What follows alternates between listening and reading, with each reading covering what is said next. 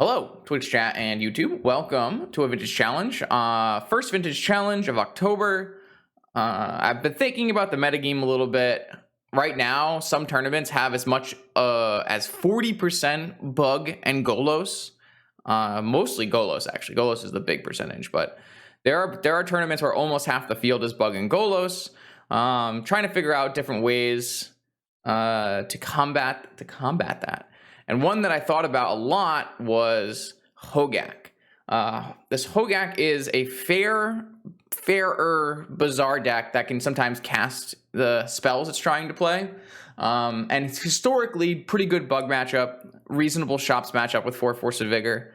And the problem it always had was fast combo, Breach, Doomsday, PO. Those kind of decks are a problem for this deck. And with the Tinker decks changing to Urza's Saga, I actually think this deck is a lot better against Tinker than it was in the past. When your opponent makes themselves weak to Wasteland, more weak to Force of Vigor, weaker to Collector Roof, then you actually end up with this deck being a little bit better. I still don't think the Tinker matchups are good, but they should be better, and that might be enough to make Gaak like the most playable of the Bazaar decks. Like right now, Bazaar decks are struggling, and I think that people should be adapting and trying out Gaak. Like in a full combo meta, you kind of want to be playing Hollowvine, and in a full fair meta, you want to be playing Dredge. And in this current bug Golos meta, I think you should probably be playing Gaak. I don't know for sure, but that's my idea anyways. So we're gonna play it today. Gaak is definitely one of my preferred ways to play Bazaar of Baghdad. It feels more reasonable and gives you more agency and gives you a wider range of keeps. You can keep hands that don't have a Bazaar in them. You can play like turn 1 Bayou Stitcher Supplier, turn 2 Gaak is a totally reasonable line that you definitely do from time to time. So I did a league with this yesterday just to try it out. We went 4-1. We beat Bug, Jeskai, Hollowvine, and then lost to Doomsday, which all kind of sound pretty expected to me. The only things I did is I took the most recent list. If you want a good list, you can always check out Mad Max, I think Ernest. I forget what the last letters of that one were. Mad Max is someone who has played a lot of Gaak on Magic Online. I usually trust them for lists, so I took their list and Canister's list. I added the Lotus back in. I cut down to 2 Oof in the main, and then I put in some of the pitch creatures, Griefs, and Endurances in my sideboard to help different. This kind of help a little bit against Doomsday, but also be good against Bazaar. This helps against all the combo decks. And then I have, as my Sphinx of the Steelwind answer, I'm playing Serenity because most Sphinx of the Steelwind decks are Urza Saga decks, and Serenity doubles up as a good counter to both Urza Saga and Sphinx of the Steelwind. So that's my tech for this one is Serenities and pitch creatures. And then you still have to play Deafening Silence because I think you just need it versus Doomsday and PO and those kind of things. Leyline of the Void is still probably your best great piece of graveyard hate. And then I think having the full set of Collector Roofs in your 75 makes a lot of sense to me. The last time I played Gaak, you played blue, so I could splash Ancestral and Time Walk. But I think the white splash is a bit more necessary, and it's a bit easier to pull off just the white splash. So we'll see how it goes today. I'm kind of excited because if I can top 8 today, then maybe I have a top 8 in the last couple months with all the major pillars with Bazaar, Workshop, and Tinker. So that'd be pretty cool. And our round 1 is actually ready for us. We actually looks like we have found our match. Let's do it. I have a Bazaar. I have a Figure. I have a Wasteland. I have a Hollow one. Sounds pretty reasonable.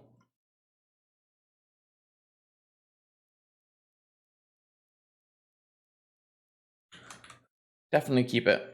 Like I said before, you don't have to have a Bazaar in all of your Gaak hands, but obviously you want Bazaar in your hands most of the time.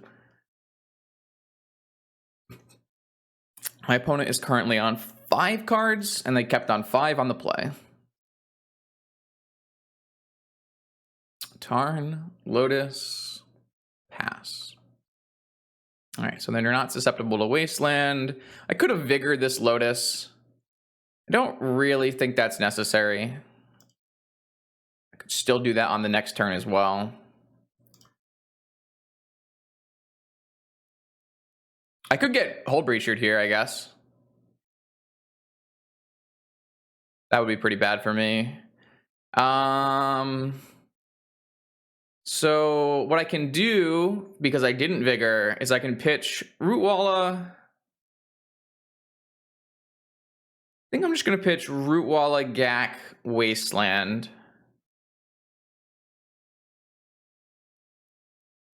Rootwalla, Gaak, Wasteland.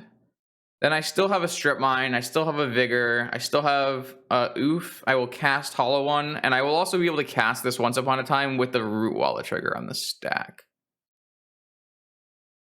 Yeah, I could have played around Breacher, but I don't really think I have the luxury to do that. Like, even if I Vigor, they obviously put the Breacher in play, and then what happens? I still lose. So I think it's a bit better to just ignore it. All right, so I'm going to pitch like what I said, and I'm with the trigger on the stack. I'm going to cast a Once Upon a Time. See if this gets countered. Maybe get flustered or something. I kept Oof because I want to be able to pitch something to Vigor. I kept Supplier because it might help me cast this Gaak next turn. Unfortunately, I didn't draw this Once Upon a Time until after the cards went in my... oh, wait, no, this actually works really... oh, no, because I have to pitch this. So something I can do here is take the Vengevine and hold it, and then next... and hold the Hollow One. The problem with that... The problem with that is getting a second creature. So it might be better to just keep the Rootwalla, which is a better card to pitch to Vigor, but also a card I know I can get into play next turn to maybe look and put a Hogak into play. Not 100% sure if this is correct, but that's my logic anyways. Kind of need to have 2 green or black creatures in play to cast this Gaak. And then I will cast this Hollow One. I want to put the clock on my opponent.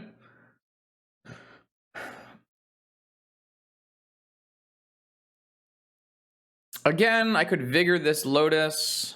I really don't like that idea very much.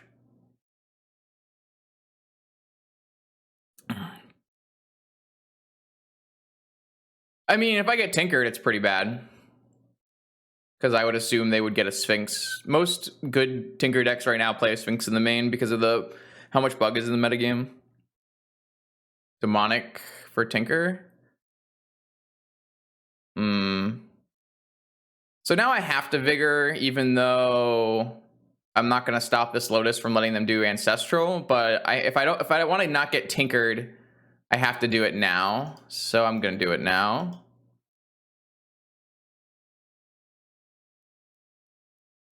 So it ends up working. What? Green? Are they going to get a Tarmogoyf? Wait, they're on Pearl.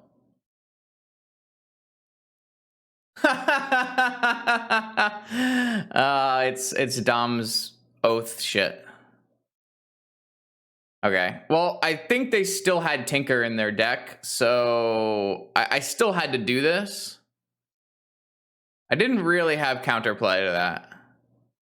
I believe they Oath into Sphinx, Grizzlebrand, but I don't remember. I think that play was still forced, though. So I'm not really upset with the line I took. I didn't hit another Vigor, so we probably lose this game, I would assume. Is it better to Strip Mine or play a Supplier? So if I pitch land this thing, there's 5 lands. I can still Strip Mine.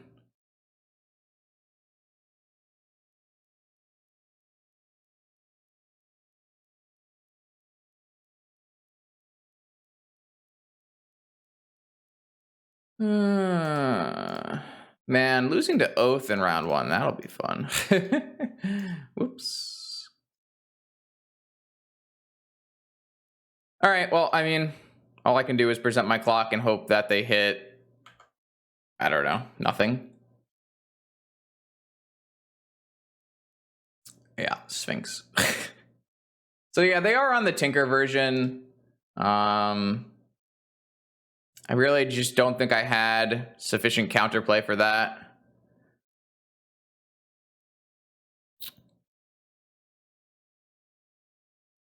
It's pretty unfortunate because Serenity is not the best, but it's fine.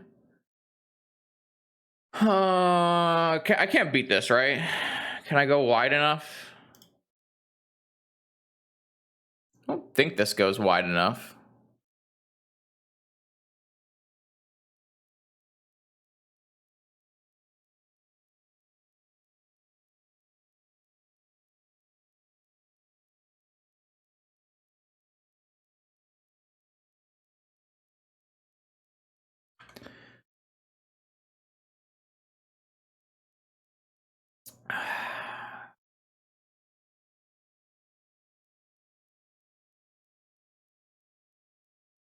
Yeah, we were close, 7. But now they hit back up to 13. And I assume they're going to hit a Grizzlebrand off this. They have a Citadel right here. So they have 1 card left in their deck. Do we win?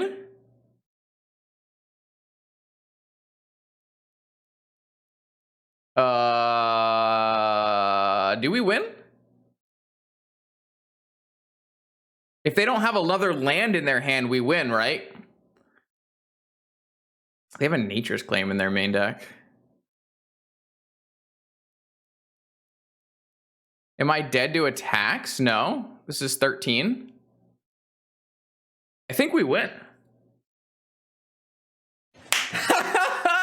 Oath, baby! Wow. It's so free. Oh, shit, man. I'm just going to get their deck list right here. Oath of Druids in 2021. So I actually know that Dom put a there's like 3 cards you play in Oath. You can play Gaia's Blessing, you can play Memory's Journey, and there's a new one that was printed in Midnight Hunt. And you usually play one of those 3 cards so that you can shuffle things back in. But if Grizzlebrand was their last card, second to last card, and Gaia's Blessing was in either their last card or in their hand, and they didn't have a second mana, that's like, this is probably like a 1% outer, less than a 1% outer. So that's wild. So in this matchup, I think we want Grief and Serenity. And that's it, I guess. And Collector Roof, maybe. It's got to be like a less than a 1% chance to win that game. Which is something else, man. So what do we want to board out?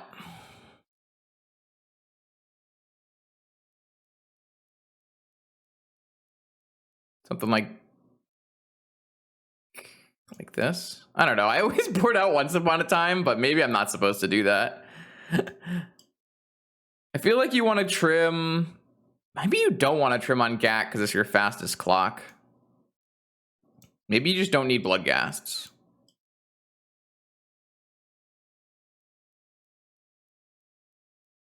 Obviously, Serenity is too slow versus Oath most of the time, but there's still a Saga Tinker deck, so, and they still have Sphinx of the Steelwind deck, so I kind of like this.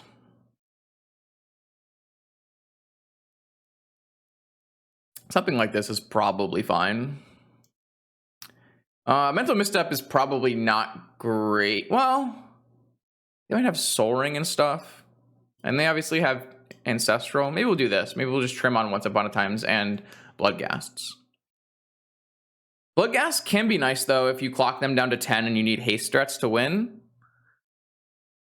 So this hand has Vigor, Serenity.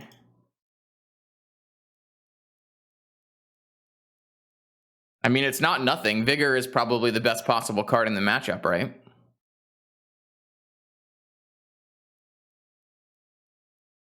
I actually think this is like closer than people are going to give it credit for, but I am going to mulligan it.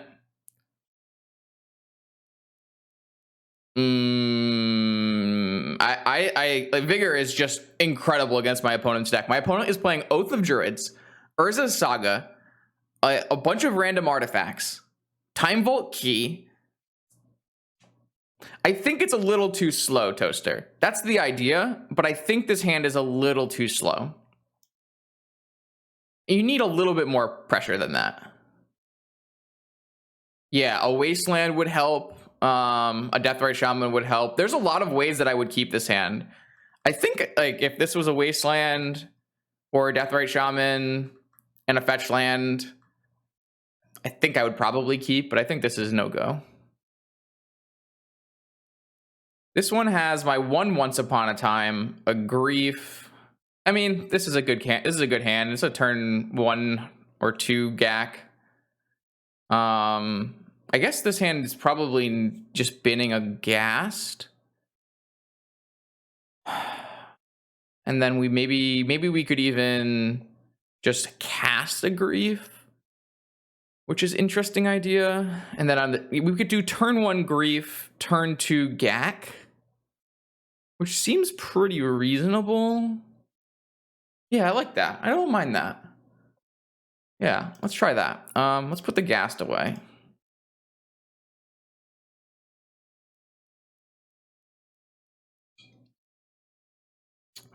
Needle. I would assume this will name Wasteland. Oh, sorry, Bazaar of Baghdad. Duh. That's fine with us because we don't have a Bazaar of Baghdad. I forget that I am in fact playing Bazaar of Baghdad. All right, that's fine. This is the best part about playing. This picture right here. This board state right here is the best reason to be playing Hogak instead of Hollowvine or Dredge. I can just play through this without a Bazaar, and it's super reasonable.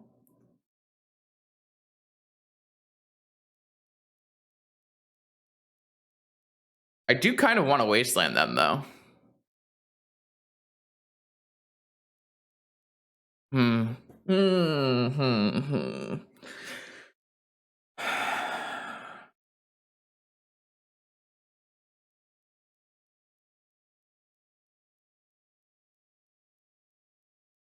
Does he play Daze?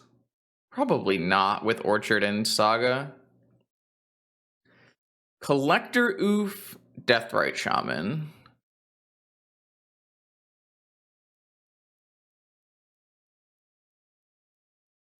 I'm gonna take a Deathrite Shaman.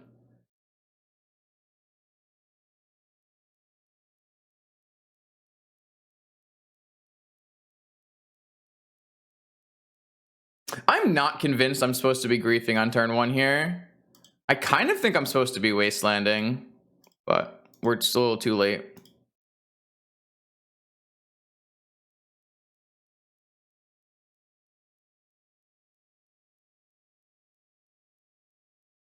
All right, this got forced. Pitching Ancestral Recall. All right, I guess that means I'm getting Orcharded here. So I guess I'm getting Orchard Oathed, I would assume. And one of my Vicars on the bottom of my deck. I think I was supposed to Wasteland. I really think I was supposed to Wasteland. I'm a little tilted that I didn't. Wow, I'm not getting Orchard Oathed? Why would they pitch an Ancestral Recall? Because I'm going to take it and they don't want a 3-2 being in play? Interesting. Just grief again. The problem with griefing again is I don't have 2 creatures to play.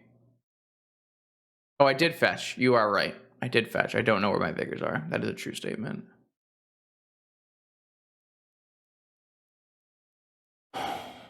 I could grief away Stitcher's Supplier and then play a Deathrite Shaman. I feel like I'm priced into griefing here, seeing as my opponent pitched an Ancestral. I just don't know how. Yeah, I guess I just grief away the Stitcher Supplier and then play Deathrite Shaman Wasteland. Well, grief doesn't stay in play, so I can't really use it to cast Hogak. That's not exactly how that works. I don't really want to waste until I know their hand, because if they have a Saga, I don't really want to waste. Griefing away the Gaak is... I kind of feel like it's greedy, but you do have a supplier, so maybe not. Maybe that is the best. We'll just grief away Gaak, and we'll Deathrite Shaman, and then maybe next turn we can still do it. Okay, I'm down. I'm down. I'm down. I don't want to Wasteland until I know what's in their hand. All right, what's in your hand? Tinker, I assume? Nah, I would have just forced pitching. I would have just let the grief resolve if they had it. They have Flusterstorm Needle and a Forbidden Orchard. They just didn't want the grief to resolve. They're just like protecting against Bazaar. They're just way too much on protecting against Bazaar. So yeah, they must have drawn Protect Fluster off the top. They could have just had an extra force in there. I guess they would have had to deal with the grief. So the only thing that Flusterstorm's gonna stop is if I draw Vigor, whereas a Needle will stop my Wasteland. So I'm just gonna hit this.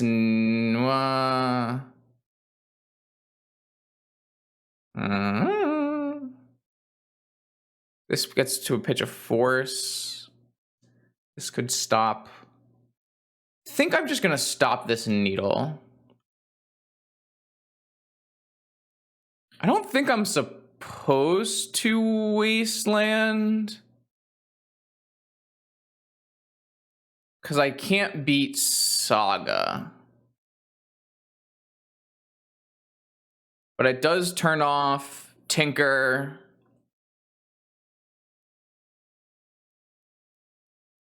And Oko. And kind of Saga. I'm gonna Wasteland. It's close. It's close. I think it's pretty close. All right, they drew a Misty. There's our one Bloodghast. All right, so I'm gonna try to hit. I'm gonna try to hit Gaak here.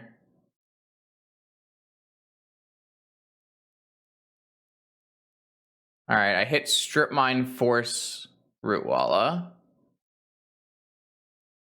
Let me go look at their deck list real quick.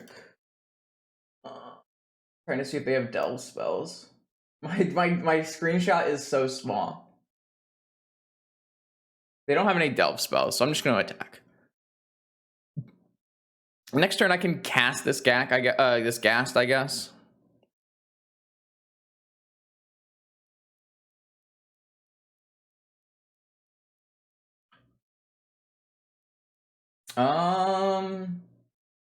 They have one Oko, maybe two or three. It's hard to tell because I don't have all the cards. At least one Oko. I would suspect maybe two Oko, but we'll see. They drew another Misty. We drew another Wasteland. I'm going to hold this Wasteland, though. I think at this point I should just hold the Wasteland.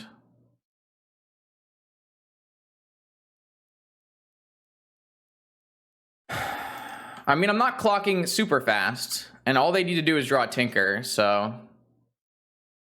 One unknown. Another Stitcher Supplier. That's interesting. All right, I hit Force of Vigor, Serenity, Arbor. Okay. 4 damage. I mean, if they just draw an Oath, we die, but they're just drawing all lands, so we're pretty lucky. All right, well, now I can...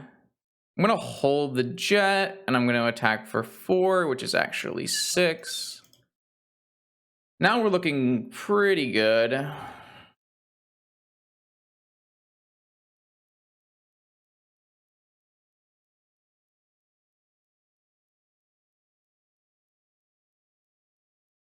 We're still pretty bad against, like, Tinker and, we might beat Oath at this point, because they're going to go to 7. Okay, we should beat Oath now. I don't really like Cabal Therapy, no. I think Cabal Therapy was always the worst card in Gaak. This is an Oko? Oh, they drew Tinker.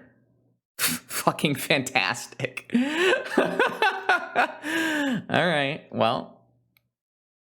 They could only brick for so long. I mean, Serenity, yeah, but I already lost 1 Serenity, so... Unfortunate, really. This feels like a joke. Yeah, I mean, they have a lot of top decks, and they had drawn land for like 3 turns, but Tinker is the best, probably. So... I mean, they did have the, like, less than 1% loss in game 1, so... Just gonna hold this. I could attack with Suppliers, because I know I'm never gonna race.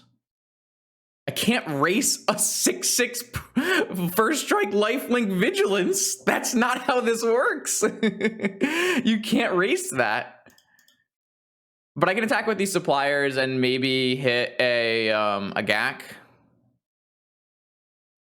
Is that good though? I don't know if that's actually good. No, there are no more gas in my deck. There's 0 more gas in my deck. No, it's actually is not actually enough. I just have to draw Serenity on my next draw step. I have no counterplay to this besides Serenity, which I already have lost 1. So.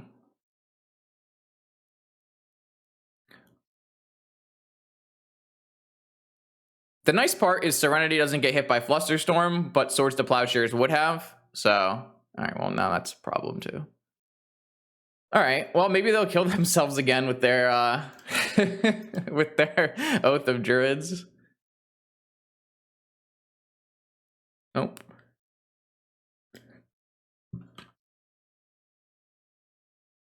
Now I'm dead. See if they'll activate their Oath of Druids.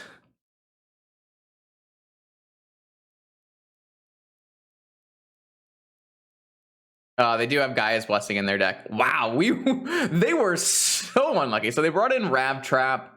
I see only 1 Oko. 4 Flusterstorms. That's so crazy to me. Like, they want to beat Force of Vigor so bad, they're playing 4 Flusterstorms. That's wild. Oh, this hit a second Sphinx. That's pretty funny. Serenity looks fantastic. It doesn't get hit by Flusterstorm here. But they're pretty prepared for Vigor. They're pretty prepared for Vigor.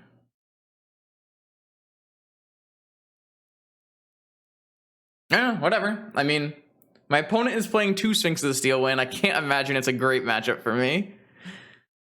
I think we're basically 0-2 at this point, but we snuck the game 1. This is kind of what happens though when you play like a meta deck, is that you just play against not meta stuff. Like, you just play against Doomsday as Gaak, and you're like, well, that's like a 3% metagame deck, but okay, fine. And obviously, this is not even my opponent's deck is a kind of a brew that they came up with themselves. So brutal. savage. I mean, I couldn't beat a Blazing Archon. I guess I have a Deathrite Shaman, so that actually would eventually beat a Blazing Archon. So yeah, I guess a couple Sphinxes is probably better than a Blazing Archon. Yeah, I took a look at my opponent's deck the last time they played it. I was not very impressed with the construction of the deck. It didn't really seem like it was improving on any matchups that were problematic. And I don't really think that Saga actually goes well with Oath. I mean, yes.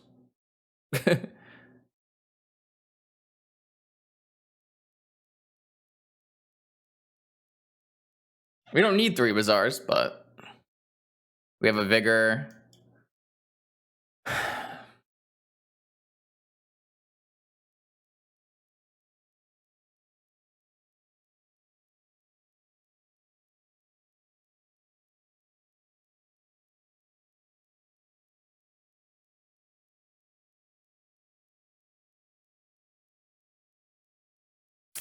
Yeah, I mean, the deck list is pretty compact, Allosaurus Rider.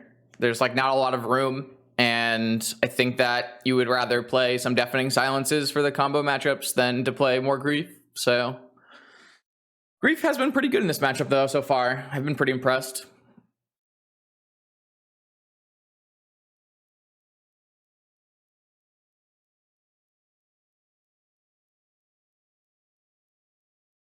All right, they kept their 6-card hand.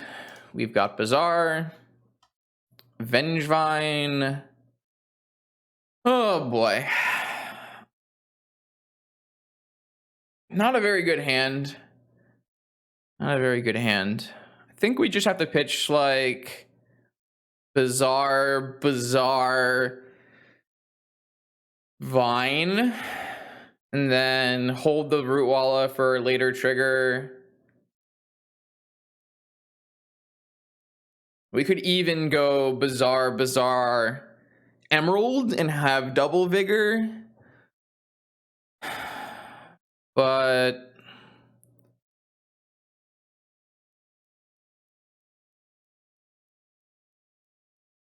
the second Bazaar is not better than the Bayou. I am not keeping a second Bazaar, chat. There's just no way in hell I'm keeping a second Bazaar against my opponent's like 2 to 4 needle deck. I'm just gonna pitch Bazaar, Vengevine. It's not coward, it's just playing correctly. I think you could make an argument to not pitch Vine there and hold up double Vigor. That's totally an argument, but I think I want to be pitching this Wallet almost every time, so I'm just going to be playing Vigor, pitching Vigor.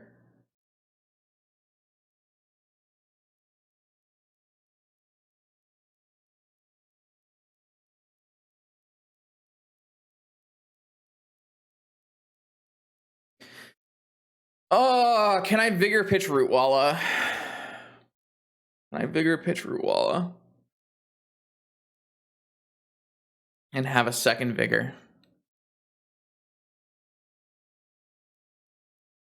It's not good. Like, how do I explain this?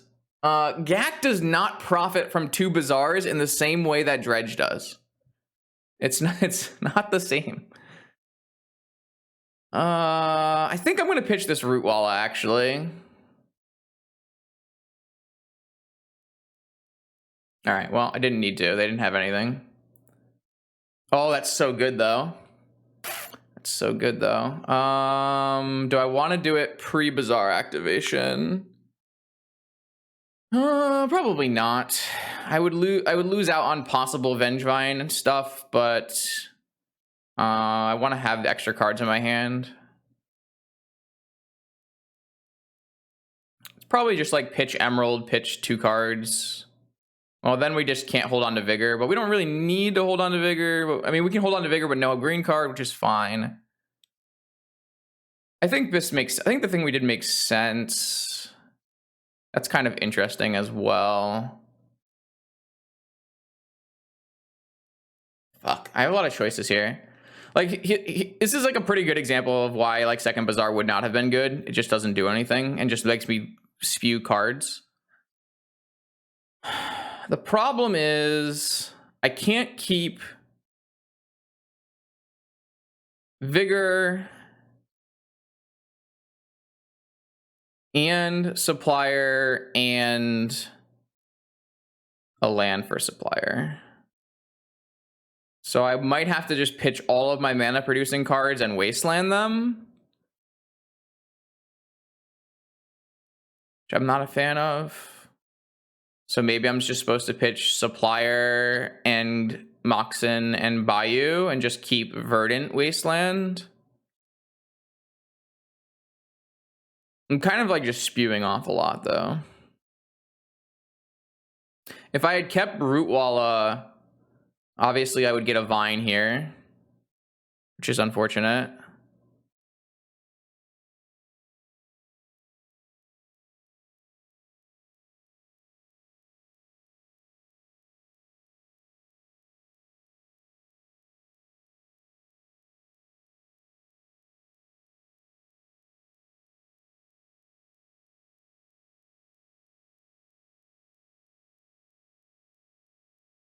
That's fine.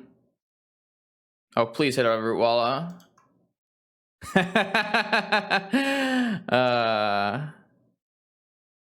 So I can actually hold on to this Vigor as well.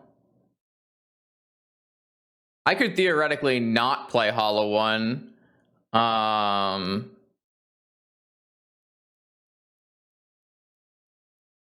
I can't not play Hollow One. Yeah, I just have to. I'll keep a Vigor though, so that's pretty nice.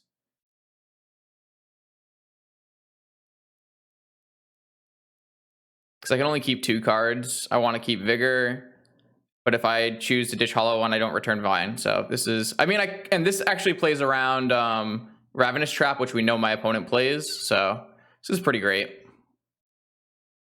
I didn't see a Tabernacle last game.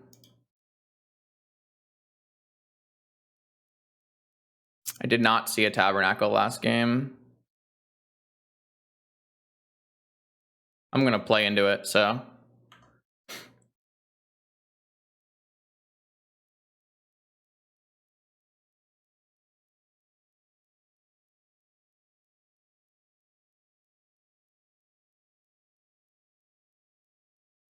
I'm just going to waste this so they can't get a Lotus.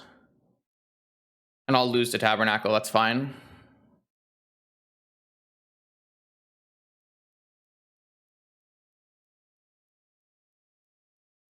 I feel we got pretty lucky to win this set. I kind of think I played good. I played well, though. I think I played well. Chat had a lot of different lines than the ones I took, but I like the lines that I took in this game. I did draw well off the second Bazaar activation. Oh, they drew the Lotus anyways. Okay. What's the worst that could happen? I don't think there's anything crazy. Tinker, if they have a second Mox and a Tinker. So if they preordain into a Mox and then Tinker. I think second Vigor is super highly valuable in most hands. Like, I don't think one needle, nothing else is like a reasonable keep. The fact that they had one needle and no follow-up is like kind of surprising to me. Time Walk, okay.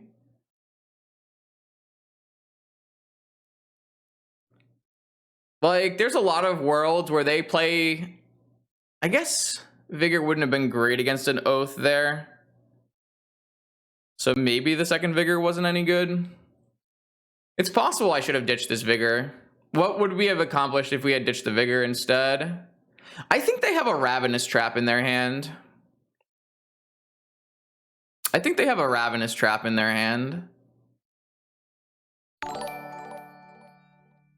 Oh, thanks for gifting 2 subs, Asphalt. Which, like, the double Rootwalla draw was insane against. I would have kept a Supplier, but I don't know if I would ever be able to cast a Supplier, right?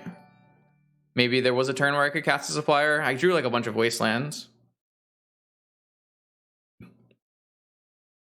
Well, that's a good start. Take that. Start recording. Here we go. Round 2 versus BLJ. Let's begin. Yep.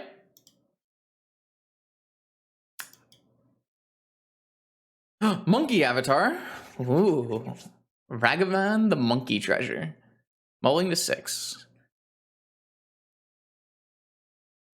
We're on the play too, so we get turn 1 Bazaar, turn 2 Wasteland. Which is nice. We have 2 cards to pitch right away.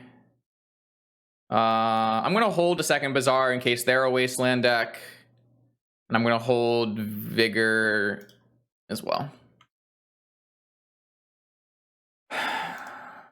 See what they got. They're a Wasteland deck. Dope. Alright. Second Bazaar. Actually, you should get a Hogak this turn. 1, 2, 3. I'm gonna be short on a Hogak, aren't I? Because I pitched my Hogak, I'm gonna be short on a Hogak. Because if I pitch land, Walla goes into play, and I have 1, 2, 3, 4 cards in my yard. 5, 6. So I'm 1 short on Gaak. The only way I could have done this differently is if I had pitched a second Wasteland and kept the Gaak in my hand, which might have been correct. I don't know how much you need 2 Wastelands. I still think I want 2 Wastelands, though. Could be wrong. All right, well, next turn we'll get a Gaak. I think my opponent could be a Golos player, so having double Wasteland Vigor is, like, really strong. Okay, so they have a Strip Mine. It doesn't feel like it matters, though, unless they have a counterspell for Gaak. Oh, now I wish I had a green source, but...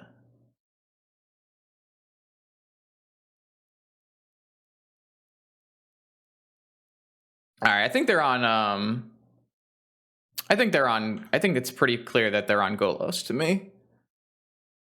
Maybe an all-access account on Golos. They're hiding it. They're hiding it, but I think they're playing Golos for sure. I think it's almost like a 90%, a 90%er. So I'm going to bring in Serenity. I'm going to take out Misstep. I mean, I'm already pretty pre-boarded.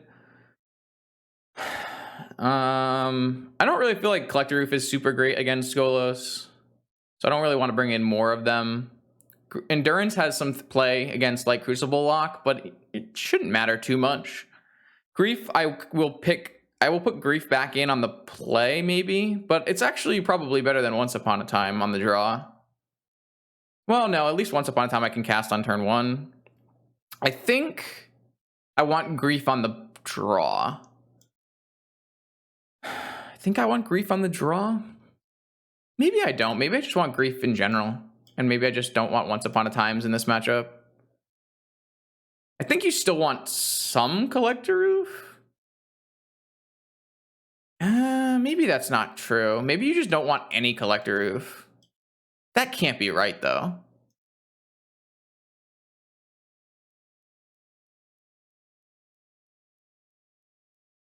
I mean, how am I gonna play around Caracas?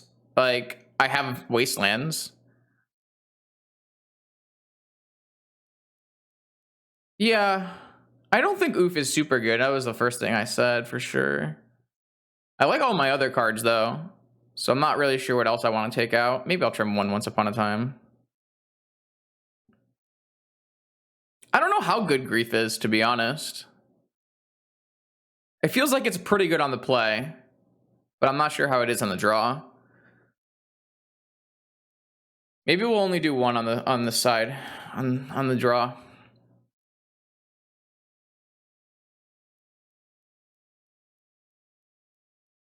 Like, I still beat Caracas there Tuesday. I just wasteland it, and then we'll play a Gaak again eventually.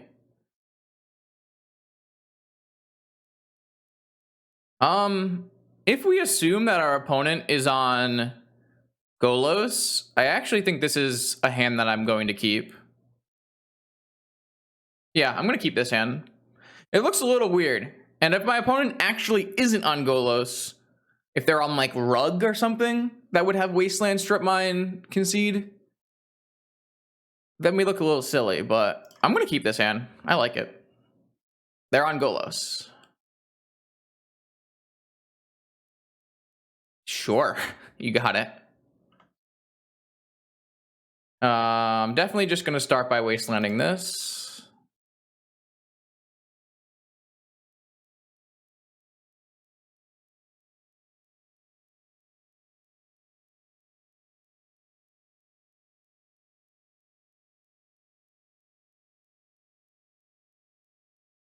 How do I feel? What do I want to do? I think the Vine ends up getting pitched to the Vigor. I think right now we could hit Bazaar off our Once Upon a Time and it may be pretty good. But we could also hit like a Deathrite Shaman, which is even better. I also don't have to cast it. I could also Strip Mine their Ghost Quarter. I don't know what the right answer is. I kind of want to cast Once Upon a Time. I'm saying we could even just not cast Once Upon a Time this turn. Wow. Fuck, that was bad, huh? Well, I don't have to draw any of these cards, I guess. I don't think we're allowed to take Gaak here. I think we have to take a Rootwalla and play our Rootwalla.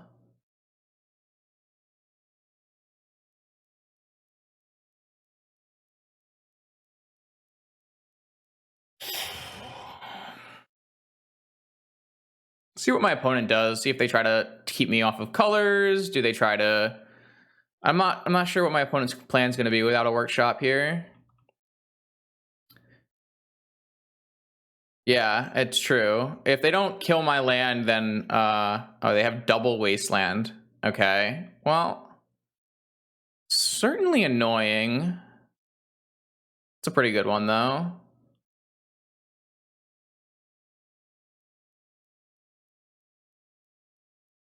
I milled Bazaar, Jet, Dryad Arbor.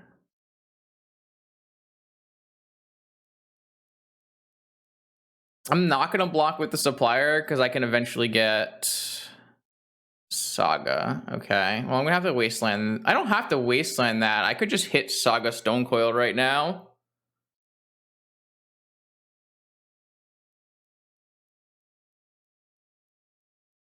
I was probably supposed to do it with the trigger on the stack.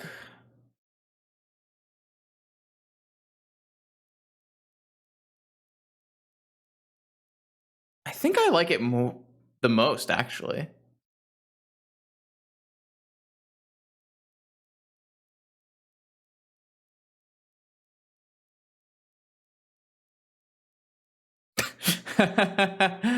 I'm gonna... I don't want to play out these Rootwallas. They have things like Tabernacle, and I can draw more Vigors.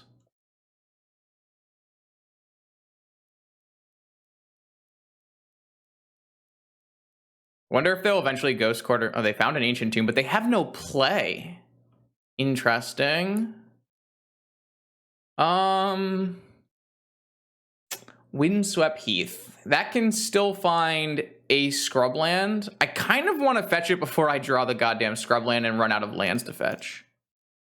Bayou, Savannah, Scrubland. I think I'm supposed to... I think I am supposed to actually just... Oh, shit. I need to...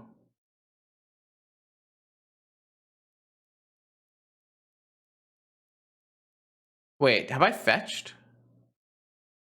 Haven't fetched. Okay, I should have held this Windswept Heath, probably.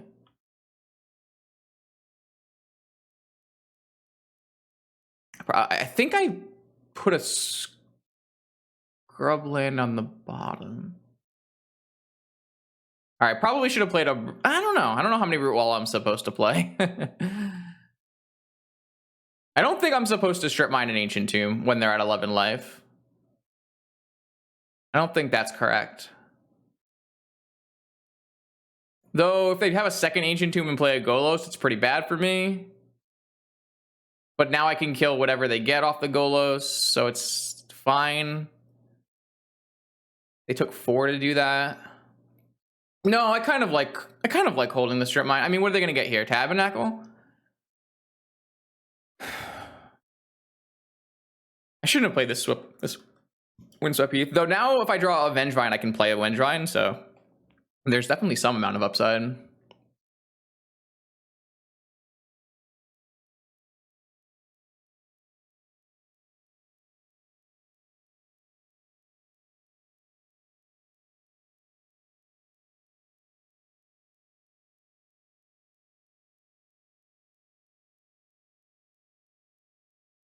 Yeah. So now I can hit this Saga. Unless I draw a Vigor.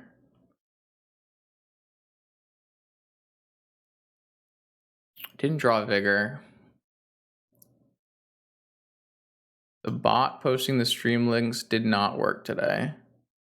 It did not work today. I don't know why.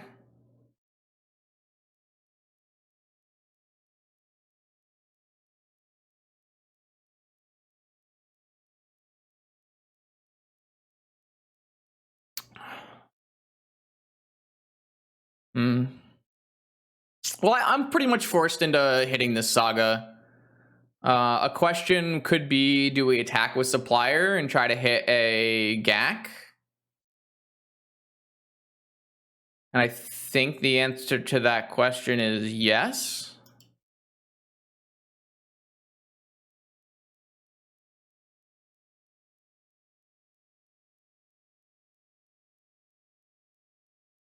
I hit Hollow One Vigor. Okay, fair. All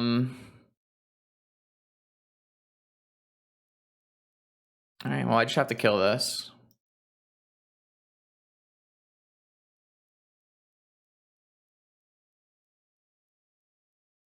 I might be supposed to play 1 Root Walla there so I can get an attack for 3 if they get too greedy. Oh, they had a Caracas anyways. Okay. Bow. All right, they're at 5. Yeah, I probably should have played a Root Walla there so I could get in an attack for 3 in case they got greedy with Tomb, which they did. So I probably made a little bit of a mistake there. That's a great draw. It's a game-winning draw, probably.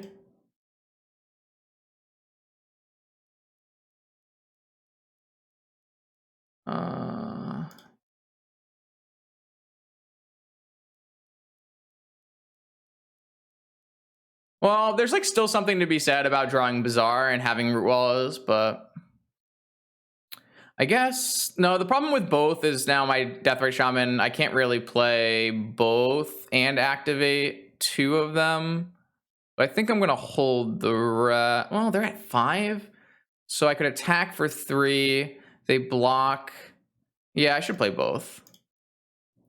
Yeah, I think that was a really bad misplay. Not playing the Root Wall of the turn before.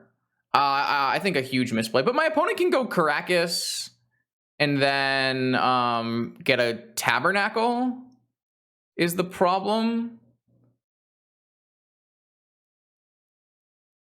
But then they would go to 2. Oh, well, now they have Crucible of Worlds Urza Saga. But they're dead to Deathrite soon. But I have 1 black source. No, they're going to hit all my black sources.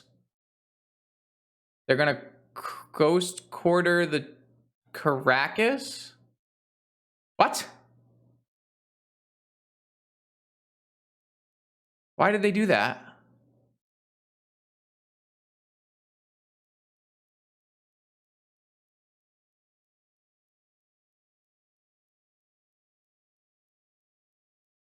I think they wanted to bounce Golos and replay Golos, but they didn't realize they had already played a land?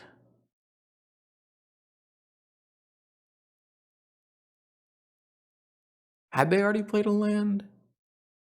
They cast Black Lotus, they activated Mystic Forge, they cast Crucible Worlds, and they cast Jet. No, they could play a land, but they couldn't replay Golos because of Ancient Tomb.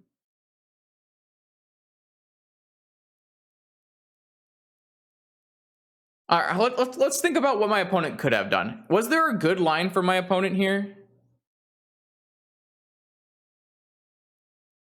They had a Black Lotus at the start of their turn.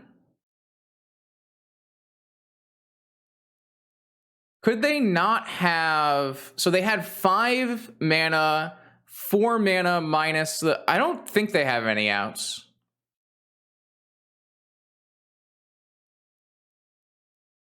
Oh, they were just trying to change the top card for Forge. That makes sense.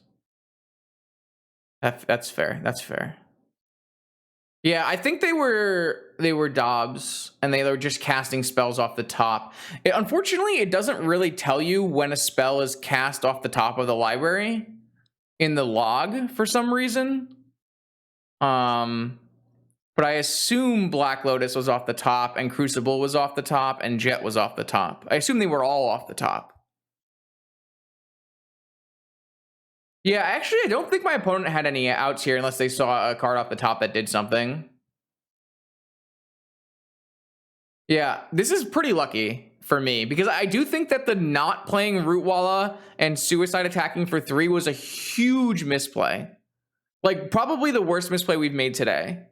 I think that was incredibly bad, and it could definitely have cost me in this game.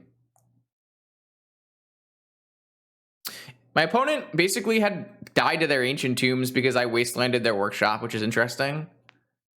Yeah, so I think I played the rest of the game fine. I think I played the rest of the game fine, but the not playing the Rootwalla the one turn was like really poor. I like the keep. We kept what? 2 Wasteland, 2 Greenland, Vengevine, Force of Vigor, Rootwalla, and 1, which I think is super cool. Like, that's not a powerful hand. That hand is going to lose to most modern decks, you know? But we got there. Yo! What's up, Sherkhan? Welcome. Did you end your stream early? What happened? Oh, no. Did you get tricked into playing the Menguchi deck? Oh, the Menguchi deck is so bad. Oh, man. All right, here we are, 2-0, playing against Crazy Diamond. Like I said, usually a blue player with some crazy ideas. So let's see what we can do. Should be in a pretty good spot if we have a bizarre hand, which we do. Keep. I'm gonna Once Upon a Time before I do anything, and that way I can find another Rootwalla or find another Vengevine, find a hollow one. Our hand is great. By all means, our hand is almost perfect. We just need to find another creature to cast on turn 1, so a Rootwalla or a hollow one, or even a Deathrite Shaman because I have a Mox in my opener. So pretty damn good. There's a possibility that I am supposed to play Moxen first after this Once Upon a Time so that they don't counter the Moxen. Like, depending on what I pick off of here. Okay, I found a hollow one, so it doesn't matter. I think a hollow one is just going to be much better than Deathrite Shaman. Then we can just do Rootwalla, Vengevine, Savannah. Oh, wow, I get everything. Rootwalla, Vengevine, Savannah. Cast Rootwalla. Yeah, I got everything. I got basically everything. Obviously they can like turn 1 Tinker Me or something, but they know about the hollow one. Play the hollow one. Return a Vengevine. Do they have a force? No force. Let's get attack in. And then let's go Mox Deathrite. I have Wasteland Misstep, and I'm feeling good. It's certainly a good turn 1 by all means. Could easily see a concession depending on what their hand is.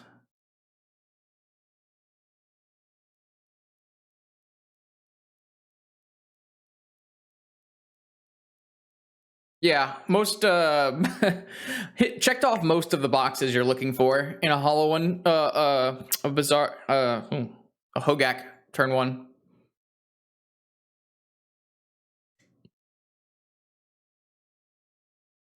I actually have 8, 9, 10, 11 damage. I could even have 12 damage if I attack with that. If I could play a Wasteland Pump and attack all.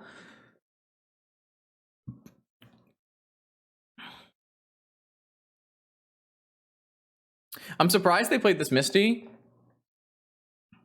Okay. Oh wow, they're on Doomsday. So they have to kill us on turn 1. Because if they cast Doomsday and pass the turn, they're gonna die. We do have a misstep, which is by far the best card we could possibly have against Doomsday. Yeah. I have your Dark Ritual covered. Wow, we beat Doomsday. That's so brutal. Okay, this is our worst matchup for sure. Definitely the worst matchup in the field. We do have Endurance and Grief and 3 Deafening Silence. But being able to win a game 1 is great. So, what are we taking out, Nami? We've got Collector Roofs, which are subpar. You need to keep in Force of Vigor for Leyline of the Void. I assume they're still playing for Leyline of the Void. Let me just go make a quick Doomsday check on the metagame. Man, Doomsday is like really falling out of favor. I can't even find it. Oh no, it's still down here. Okay. This one has no Leyline of the Voids. Crazy does not have a published list of Doomsday, but the most recent top 8 list of Doomsday plays 0 Graveyard Hate. So I'm thinking we can probably cut 2 Vigors, maybe a Gaak. I don't know.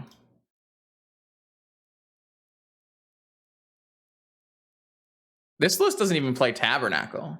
But I guess it's like pretty... Yeah, the Jig is up, who has 2 top 8s with Doomsday this last month, has just no Graveyard Hate. What's Max's last list play? Max's last list plays 4 Leyline of the Void and a Tabernacle. I'm not exactly sure what else I'm supposed to cut here. I have 3 slots to do. Maybe we trim this and this and this or something. I don't really know. I don't know the answer. Seems fine though.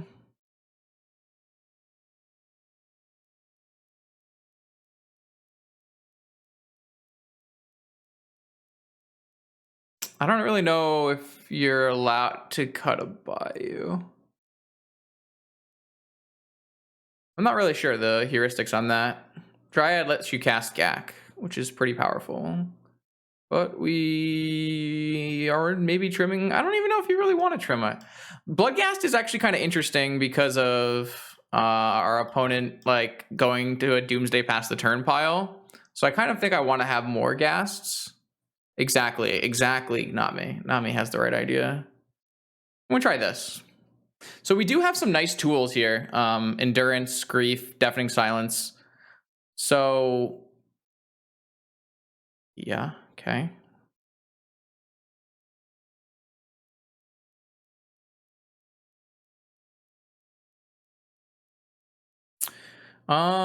Do I upkeep this Once Upon a Time to play around Fluster? They just shouldn't have Fluster in their deck at this point, so probably not.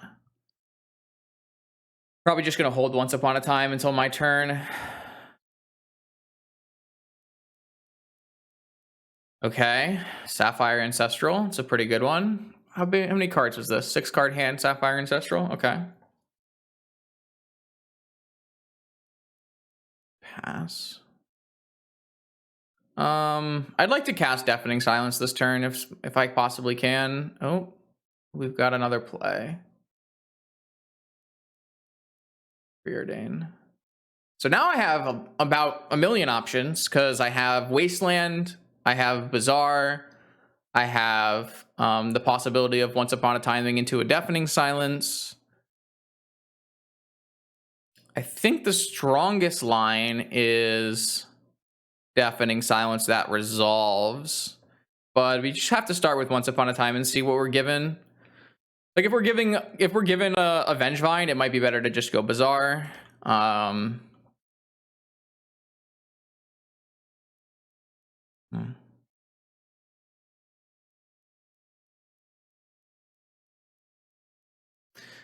We were given Endurance and Vengevine.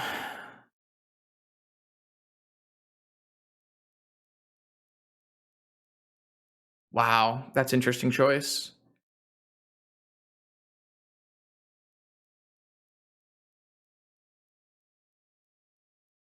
I could go Endurance, Wasteland my opponent. I could even go Endurance and just play Hollow One Rootwalla.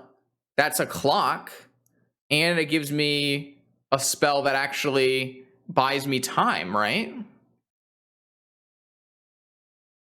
I don't think you need to go Vengevine here, and it leaves me pretty susceptible. What if the Preordain went top? The Preordain went top. There's no way we don't die on the next turn.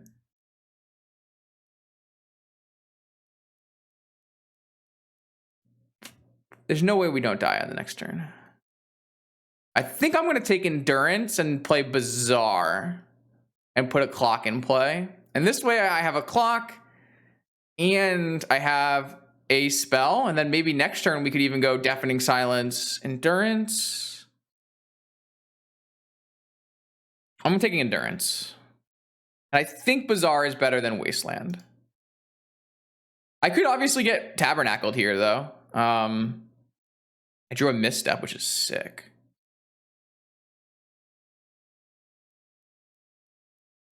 Oh, I need a green card for Endurance.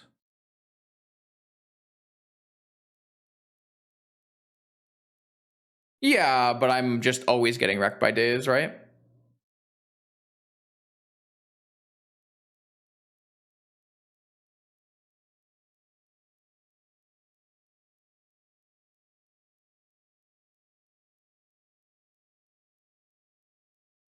I like this line. It's bad against the one Tabernacle. It's bad against Daze. But this way I have two pieces of interaction. I have a Bloodghast that can come back, which will have haste if they play Doomsday. I don't know. I think this is the best line. This is like the nicest part about Gaak is I think you have legitimately 3 reasonable lines you can take there, and I wouldn't be super angry if anyone took one of the other lines. Which is just good magic, which is not something you normally say about Bazaar. But this Gaak deck is pretty fair. It's pretty close to an aggro deck.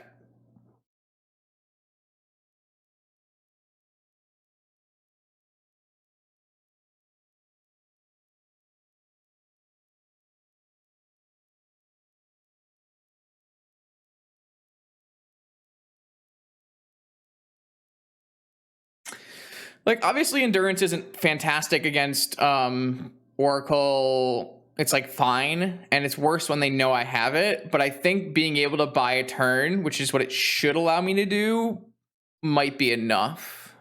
Oh, they had Tabernacle. Okay. If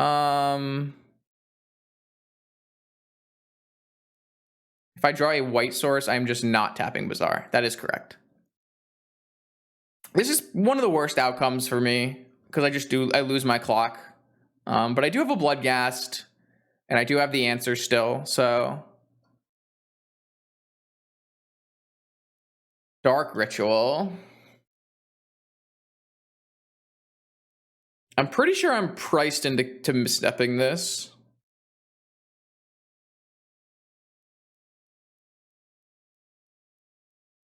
Maybe not priced into misstepping this. If they cast Doomsday, that does give me a fast Bloodghast. I can always hit the Underground Sea instead.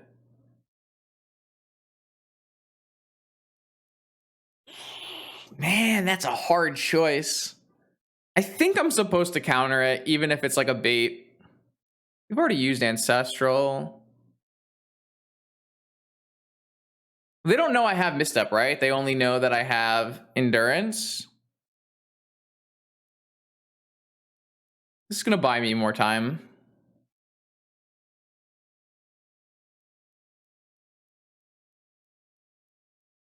Wow, they have their own Misstep? Or is it a Daze?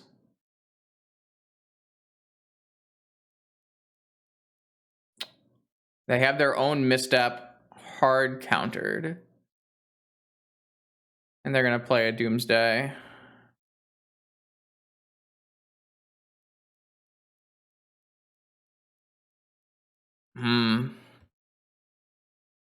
Three cards in hand. Doomsday. They're getting Ancestral, which they can always cast. They don't know about Strip Mine, but they have a Sapphire, and they can just get a Lotus, right? So I don't think we're going to be able to stop them by, like, cheesing a C.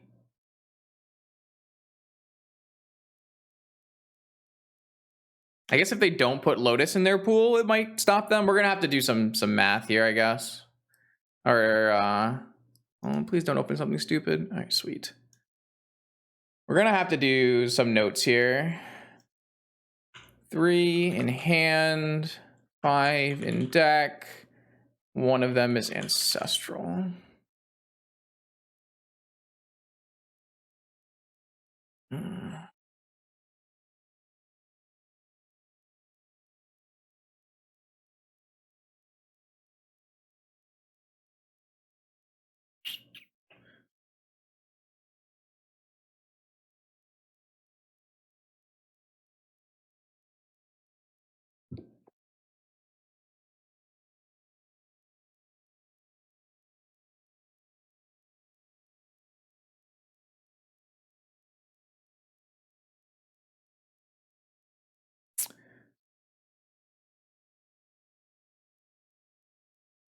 That's true. That's true. We can figure out if they have ley lines. True. If they have 4 ley lines, are we bringing in 4 vigor?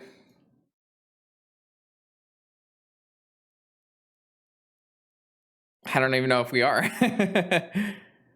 Yeah, I'm a software engineer.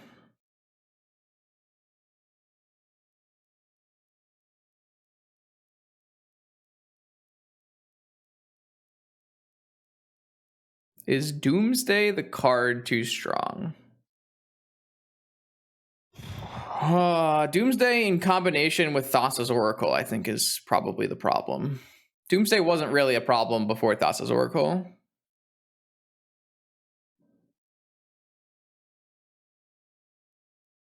Is White Source still the best draw? Yeah, because then we probably go Deafening Silence, bring back Bloodghast, attack. My Bloodghast can pay for Tabernacle, and I still have Endurance. So yeah, White Source is probably still the best draw. I don't have any way to activate... I could activate a Bazaar next turn, right? Because I'll have 3 cards, and so I could still play White Source, Deafening Silence, and hold up an Endurance.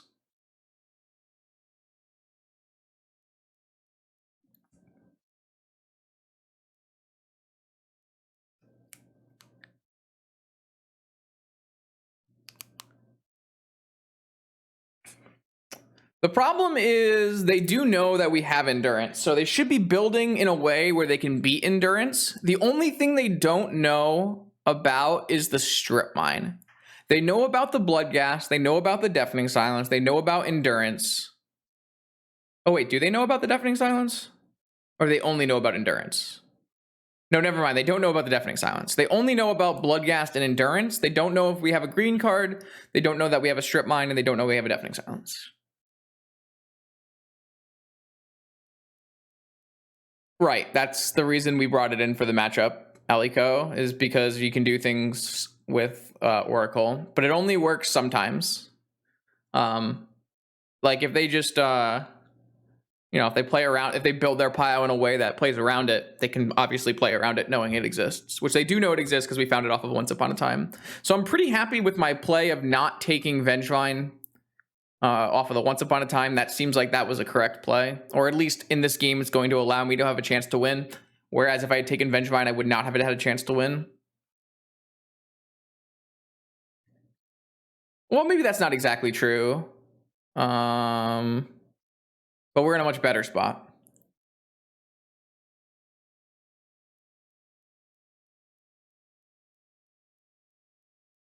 Yeah, Doomsday is pretty fucked up for sure.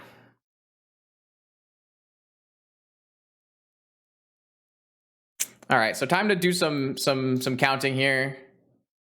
All right, they do have Leyline of the Voids in their deck. 1, 2, 3, 4 Leyline of the Voids. Let's note that.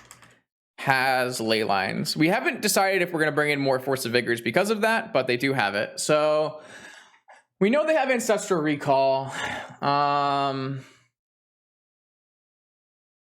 Looks like there's only one Oracle, which could be in either the deck or the other one.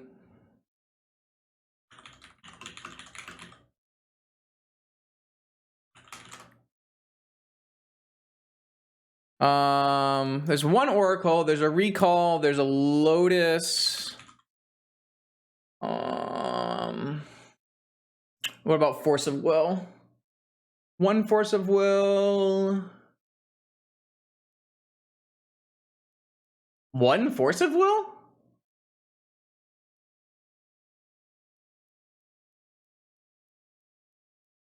Three Force of Wills are missing? Did they board some out?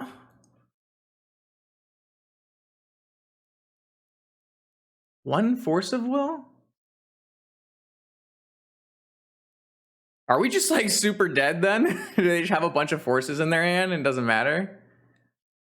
One.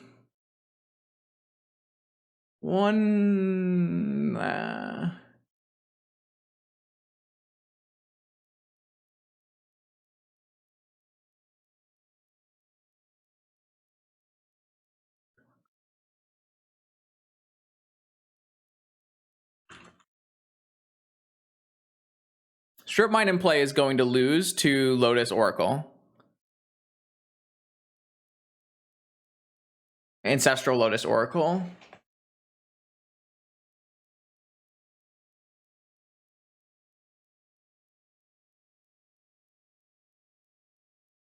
No more Underground Seas. There's only one Daze.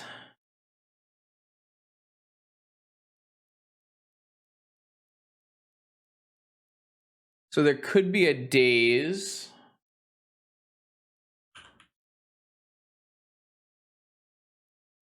I don't think Endurance is resolving, chat. That's my problem. It currently looks like 3 Force of Wills are missing. So I'm seeing 1, 2, 3, 6, 7, and one more card maybe. Dark Ritual, Doomsday.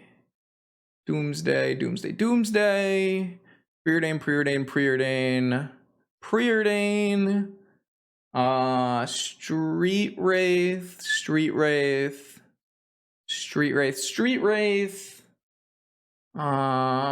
Console, Gush, Cruise. Cruise is an interesting one.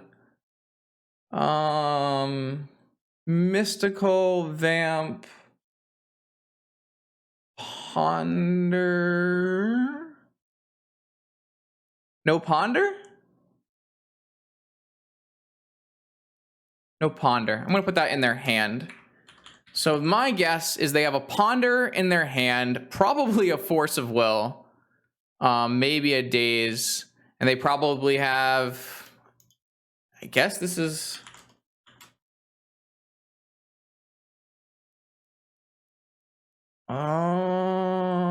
there is a DT missing. That's probably in their hand as well. So probably no second days, maybe.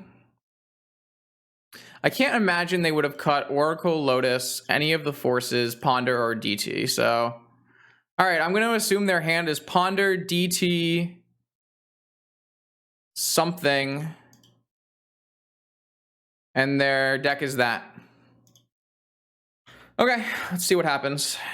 We need to draw a white source here, almost assuredly, if we want a chance. And we have the ability to Bazaar for a white source as well. Not a white source. So I'm going to activate Bazaar. We can pitch 3 cards and draw a white source, cast Deafening Silence. If they don't have a Daze or a Force in their hand, it resolves. If not, it could get forced, and we have an Endurance backup. We are attacking with a Bloodghast. We drew the white source. We have to pitch these 3 cards. We get this back. So this is our best chance of winning. It might still not be good enough, but it's our best shot.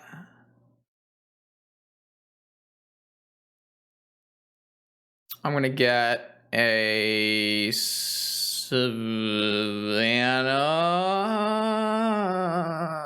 Scrubland.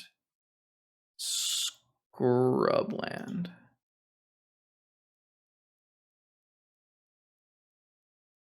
Do you have a force in your hand? They had a negation, so they cut Force of Will? So they negation pitched Ponder.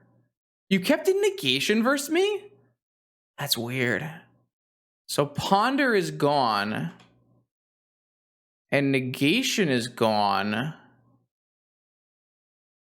So their hand must be... They had to have cut something. I don't really understand.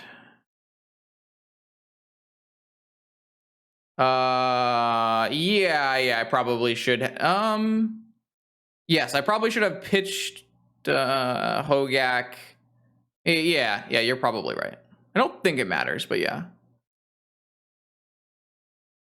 In their draw step, they're casting Ancestral. Okay. I guess nothing mattered. I can't believe they kept in negation versus us. It doesn't seem correct.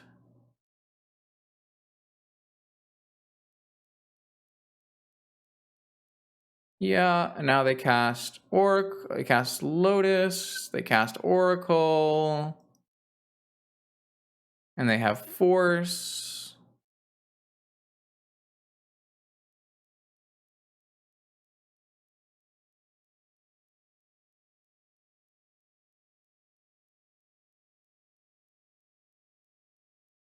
They have hard cast Daze. Where are their Force of Wills?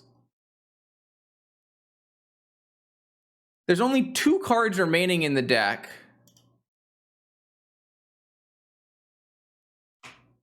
Did they board out? Are the last 2 cards 2 more forces? If you were to cut Force of Will, why would you keep in negation?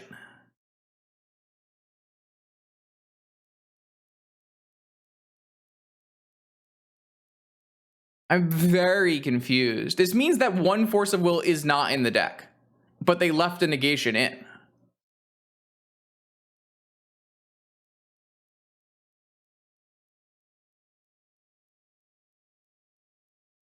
Yeah, do whatever you want when you play Doomsday, apparently.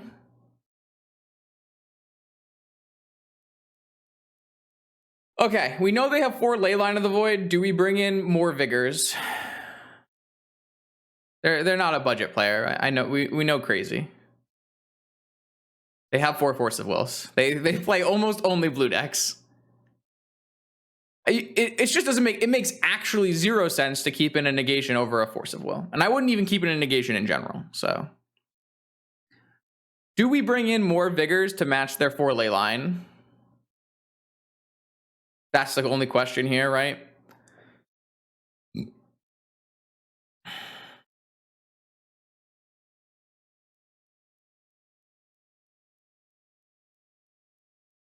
No, negation just does not hit enough cards. Negation doesn't counter endurance or hollow one or Gaak. It's not good. You don't want it in your deck.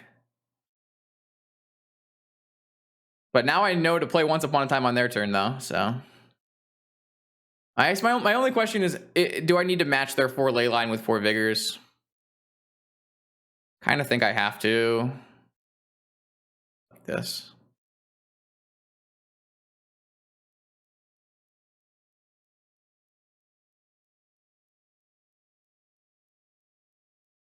Sure, let's do this. Oh. Okay, on the play. We want a fastest clock as possible. That doesn't do it. Jesus Christ, these hands are so bad.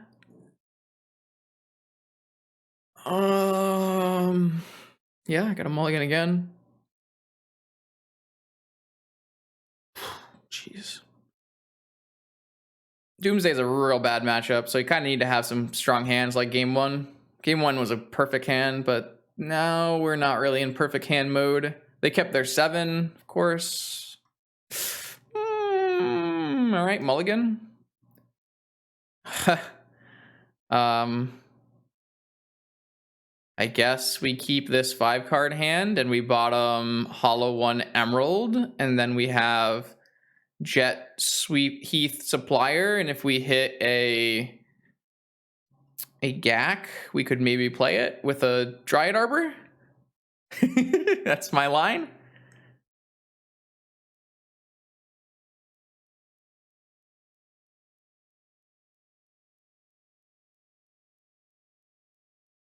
Yeah, that's what I'm gonna do.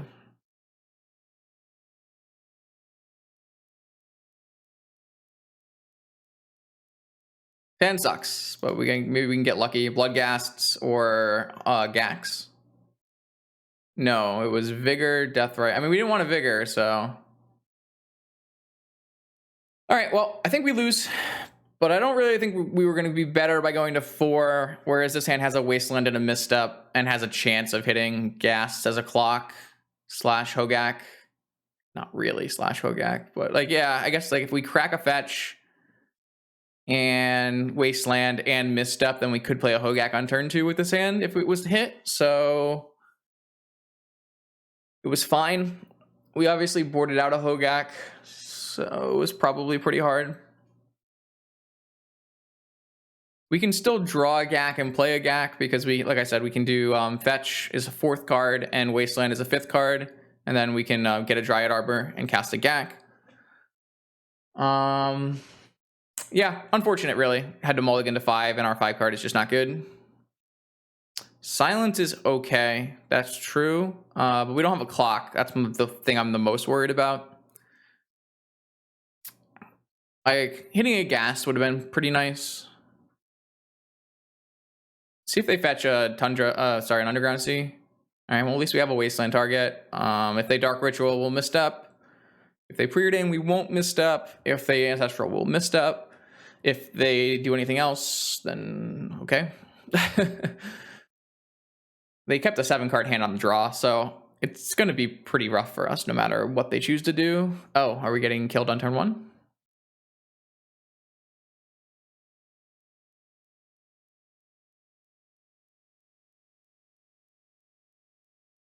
Yep. Cool. Yeah, sure. I mean, I can't stop them at this point. So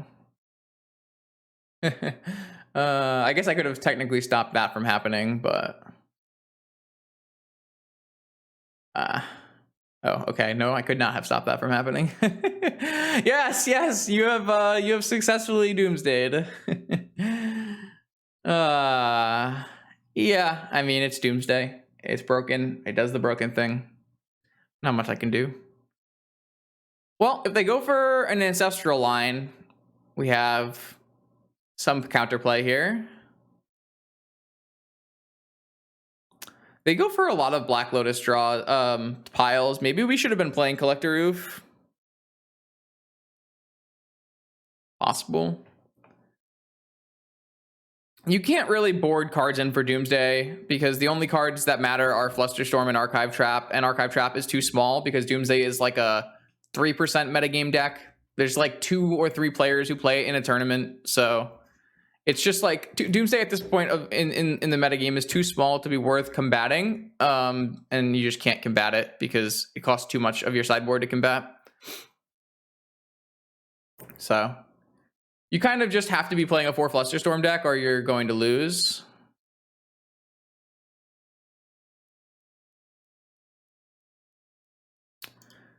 If I counter this,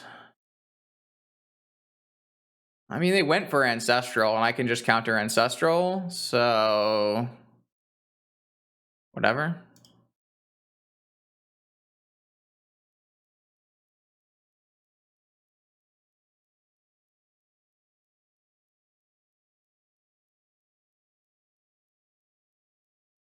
I even have Daze Protection. They have Force backup on their turn 1 kill?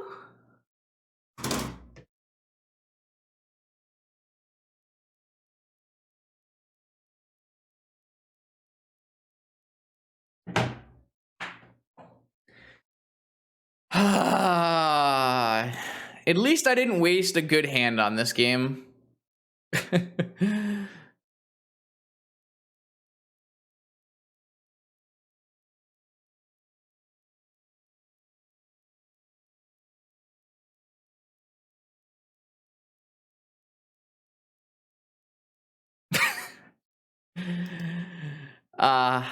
All right, well, can't be upset about that because we're just a complete dog in the matchup anyways.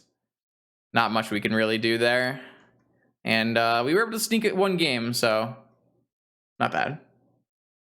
All right, here we are. Boom. Round 4 Vintage Challenge. We just took it the L to Doomsday, but we got Niels here. Let's see what Niels is up to these days. Pretty wide range. That's a no-go. That's a go. It's a very good. This is very much a go. Very much a go. A Snap Keeper if I've ever seen one.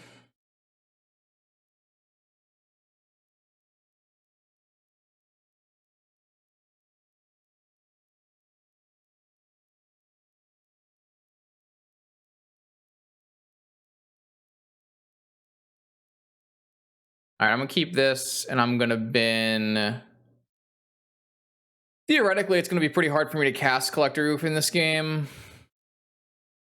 so I think I'm just gonna bin Collector Oof.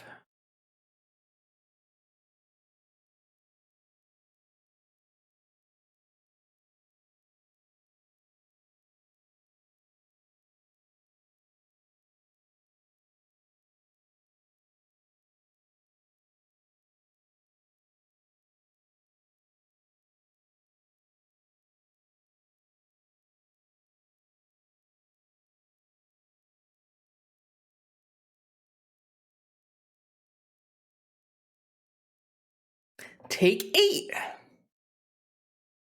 And then if you don't kill me on turn 1 with Doomsday, I kill you on the next turn.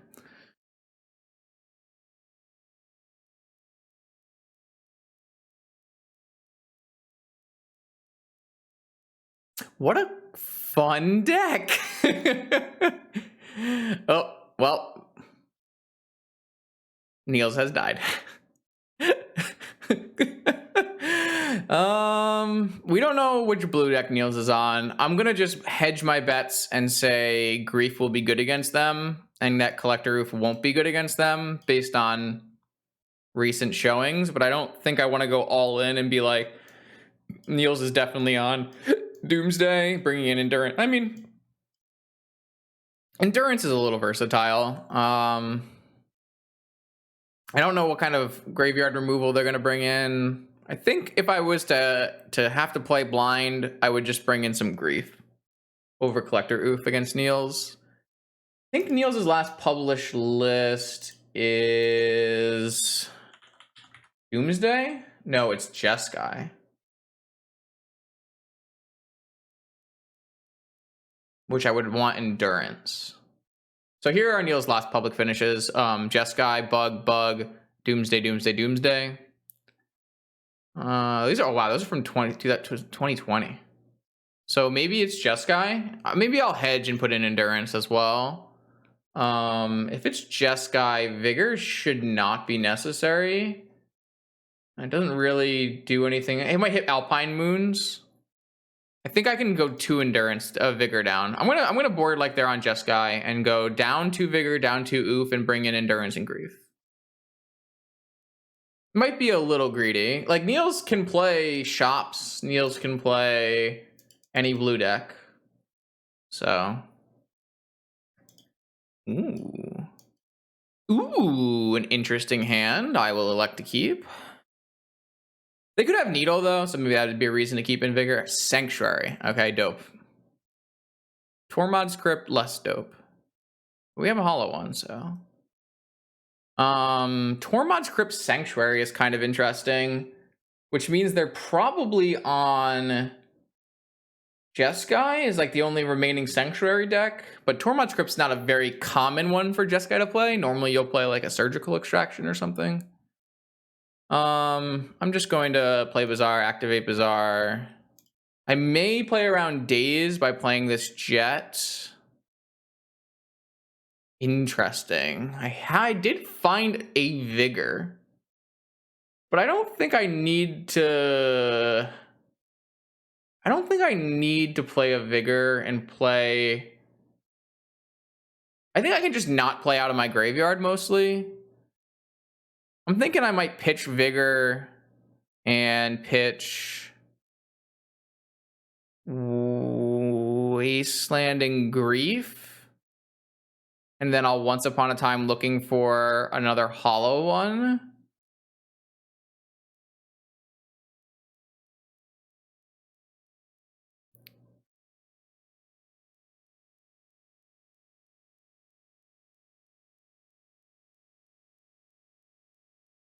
I like that.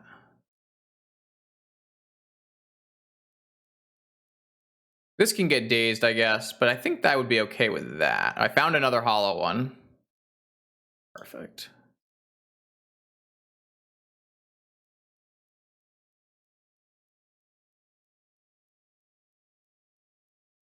See if this gets forced. It didn't. See if this gets forced.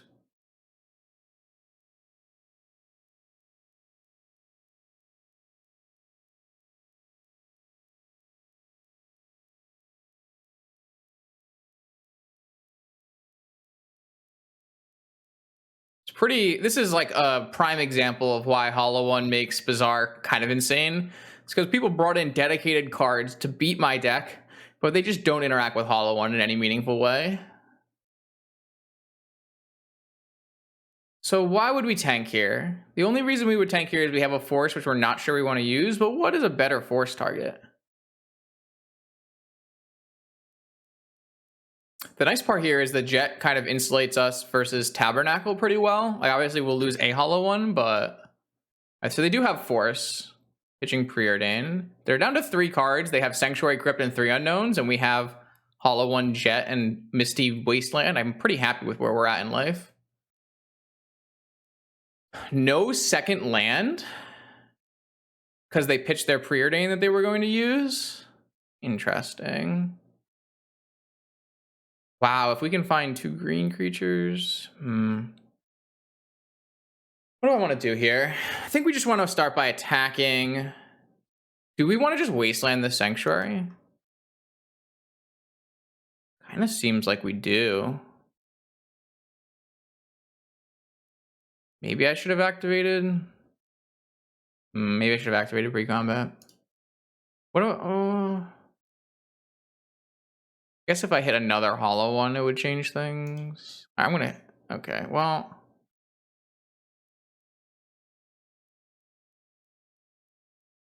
Yeah, I don't like this activation. I probably didn't want to activate it at all.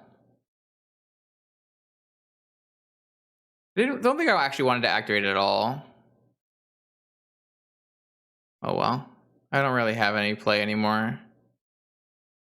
I think Endurance in hand is still better than this Emerald. I shouldn't have activated. I think it was a mistake to activate. We'll just assume I didn't have the Wasteland. Yeah, I don't really like that I activated there. It seems poor.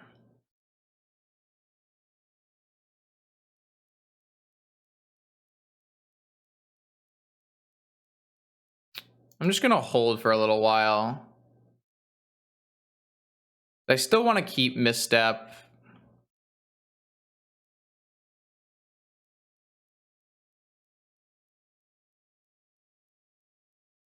I have to have something I want to do. Like if they go like Tundra here, then I kind of want a Wasteland, right?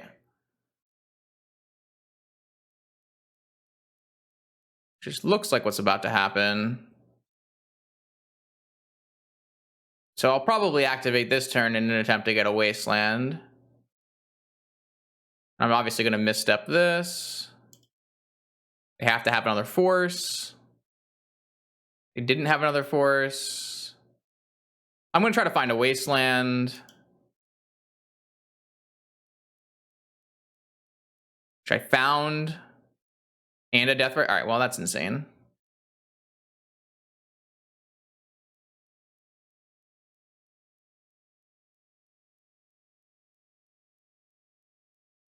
I should have skipped the one activation, the first activation, but I like activating there, and that was great. And now I have a Deathrite Shaman, an active Deathrite Shaman that's draining, and they don't have a land, so it's pretty great for me.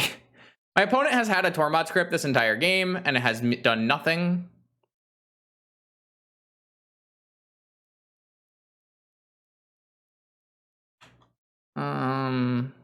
They need a like Lotus stack probably. Maybe Lightning Bolt on Deathrite Shaman. Ah, they have a Shattering Spree. That's pretty good. So I think we still activate our Endurance and our Bazaar and our Upkeep because we can make them crack this by hitting a Root Walla, and we still want a Root Walla. Oh, didn't hit one. Okay, well, I'm just gonna eat their Swords of Plowshares. They could target themselves, but that would be fine. They do get to blank one Deathrite Shaman activation with Tormod script.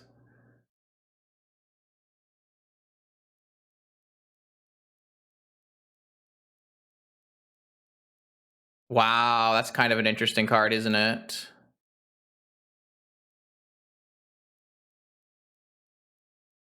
I think Lotus is so good in this deck. It's crazy.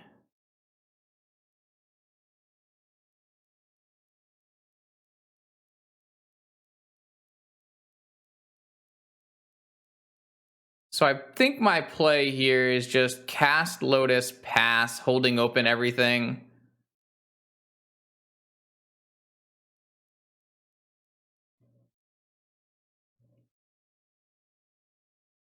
Or maybe I'm supposed to hit the Shattering Spree right now. Or on their upkeep, I'm supposed to hit the Shattering Spree, maybe. They can't cast a Cruise. I don't want them to cast a Cruise. So I think on their upkeep, I'll Deathrite their Shattering Spree. And then we can cast Endurance, and we can still hit Root Wallas. If they don't blank their own graveyard here, then I can attack for lethal with this Deathrite Shaman.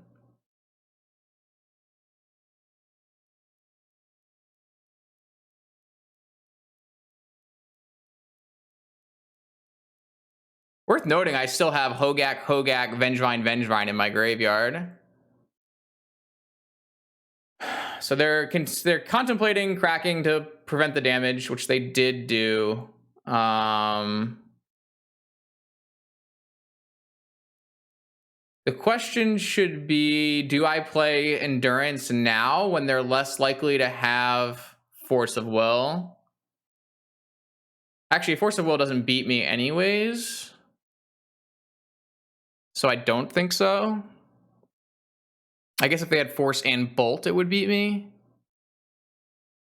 Beat me, as in stop me from killing them. I'm just gonna wait. That could be wrong.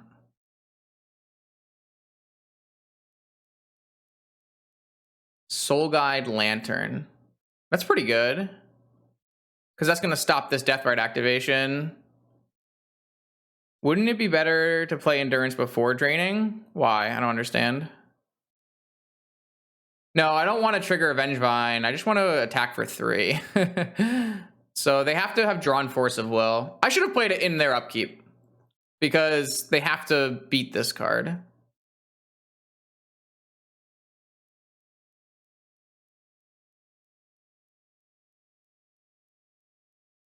Triggering Vengevine is not what we want to be doing. We just want to attack them for lethal here. They could have Daze, I guess. Man, Black Lotus is great in this deck. I don't know what people are doing cutting Black Lotus. GG's. Wow. Interesting. Very interesting.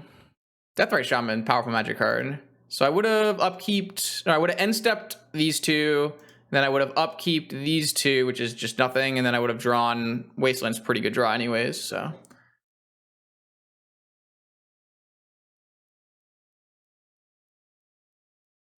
So you wanted to play Endurance before draining if I was going to play it, because it threatens. I mean, I can't play Gaak.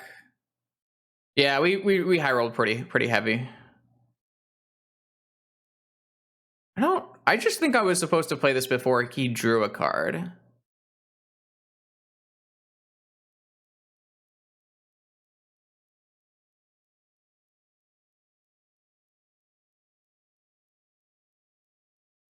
I don't know. I'm kind of missing your line, Mats. I'm not exactly sure what you're trying to say. I'm sure it has merit. I just can't figure out what you're trying to say.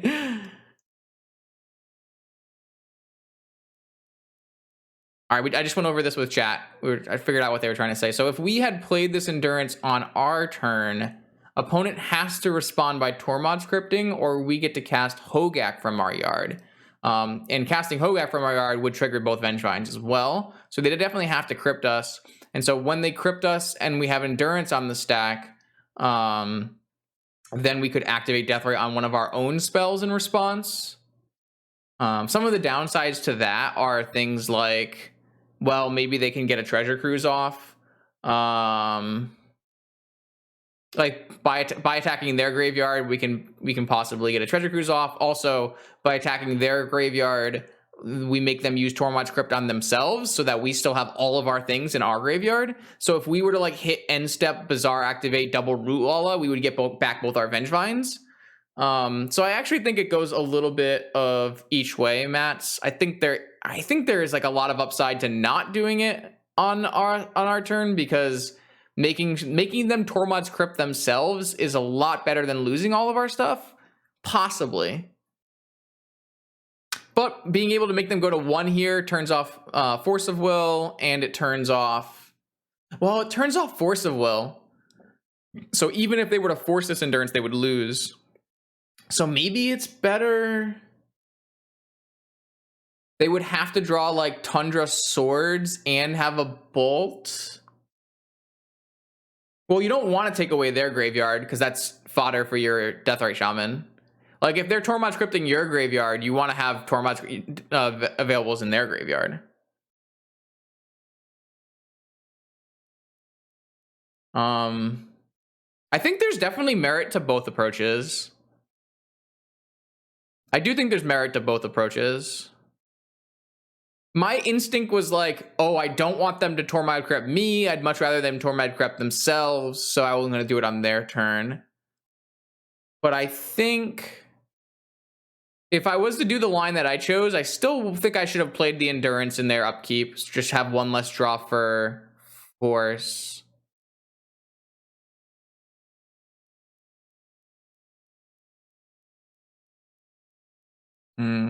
That's pretty interesting, though. It's really interesting. I like it. There's a lot of choices there.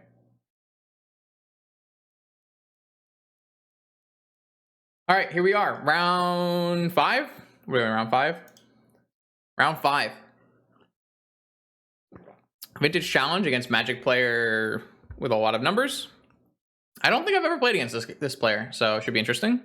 I have a turn 1 Collector Roof, so if I knew this player, I could probably keep it if they were like an 8-cast player. Magic player. But I don't think I've ever seen them.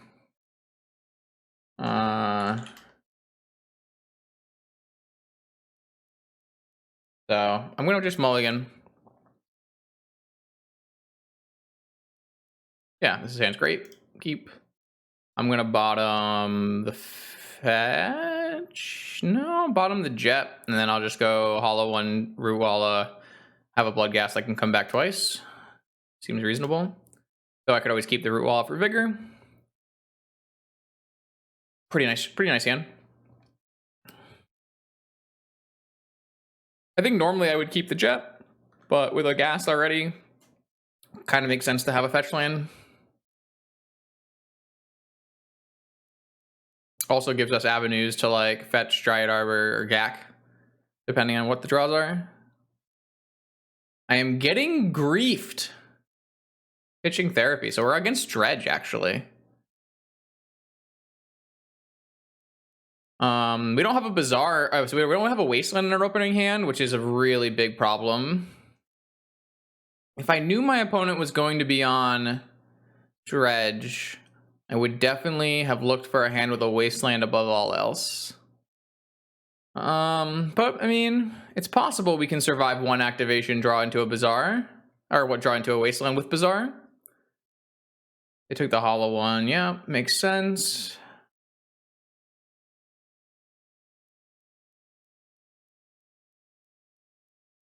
So I assume they have a Bazaar. Yep.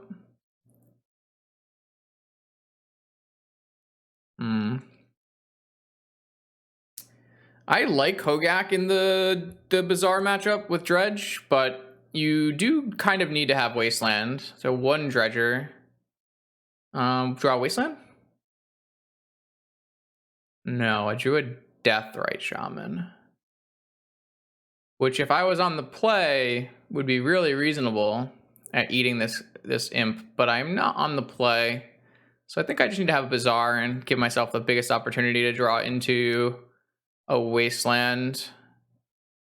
Deathrite Shaman is good against Dredge when you play it first. It's not good against Dredge when you play it second.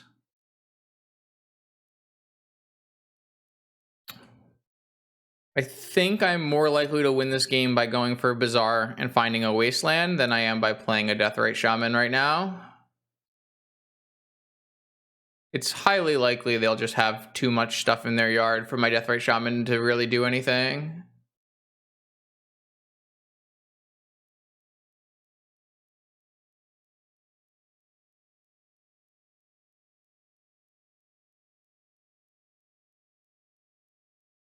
Not much I can do.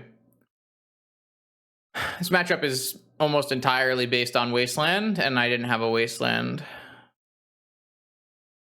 Kind of one of the upsides of playing on an account that no one has seen before.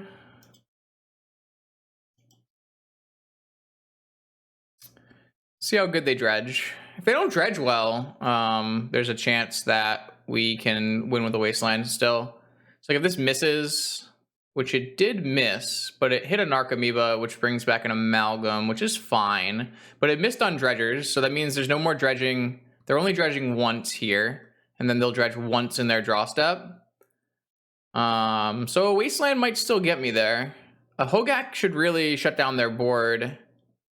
So they are going to end up with a zombie and an amalgam at the least.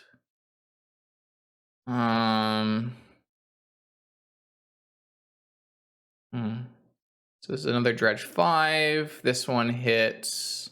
They have a Hogak in their Dredge deck. That's really bad for me.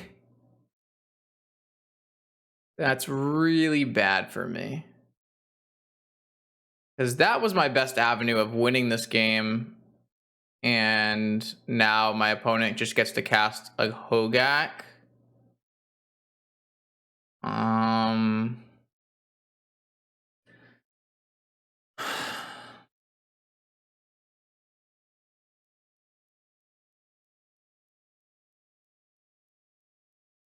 Because they got two, they hit a bridge and a Gaak, which is the best possible dredge probably.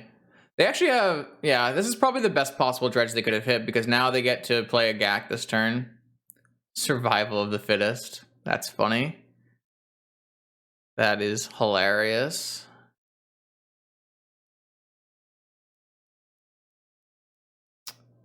Man, I haven't seen a Gaak in a Dredge list in a long time. But it's certainly good here. So they did have main deck Vigor, which is interesting, and main deck Noxious Revival. They have a very high green count, which makes sense why you would want to play a Hogak.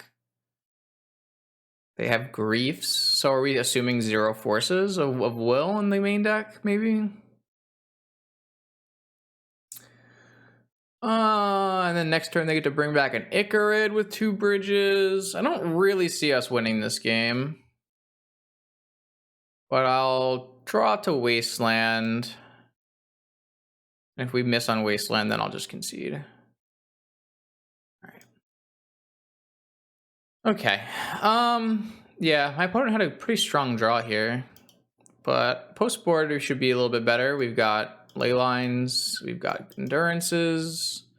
We know they're on Bazaar now, so we can make some pretty reasonable plays in terms of hands that we're going to keep. Probably need to keep Misstep in for Noxious Revival. Have to keep all of our forces in. I don't think we want Bloodgasts. I can't remember if this is a matchup where you do or do not want Bloodgasts.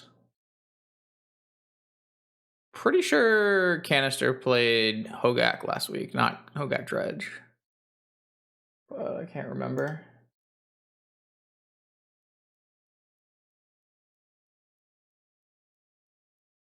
$9.25. Canister played regular, just Hogak.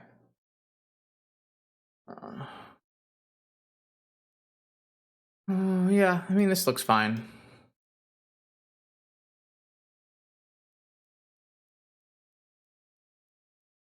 So it's not like Hollow Vine where you have like a 15 card sideboard to bring in, but it was more because we kept a hand without Bazaar or without Wasteland in game 1, and we didn't get to be on the play. That was like kind of the deciding factor. This hand has a Bazaar, has a Wasteland, has a Hollow one to beat Leyline of the Void. This hand's fantastic. Keep. Also has an Endurance. I do think that you should be Gaak favored in the Dredge matchup. By like a decent a bit, not a huge amount, but well, maybe a huge amount. Depends on what you define as a huge amount.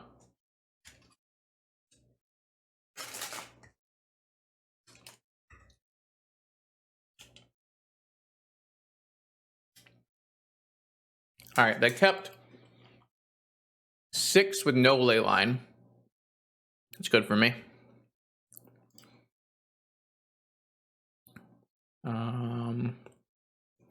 Wow, we drew a jet. That's pretty sweet. Let's pitch Leyline. Shit.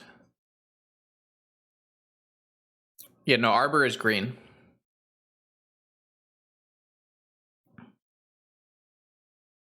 The problem here is I need to have...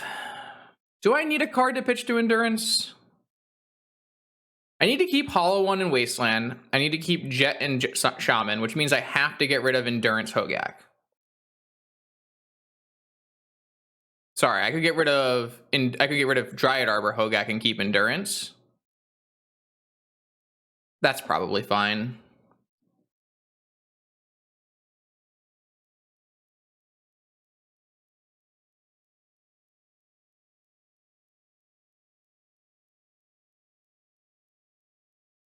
I feel pretty far ahead in this game if I'm going to be doing this.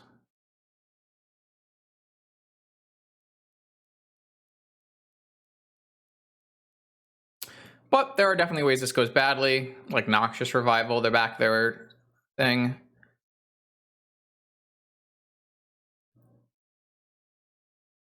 Three Dredgers. Hollow One. Second Hollow One would be pretty good as well. Excuse me. Found another Hogak, so now I could actually pitch Endurance if I wanted to. Which we might actually. What we can do here is we can Wasteland, Endurance away their 3 Dredgers. And then we can activate Bazaar.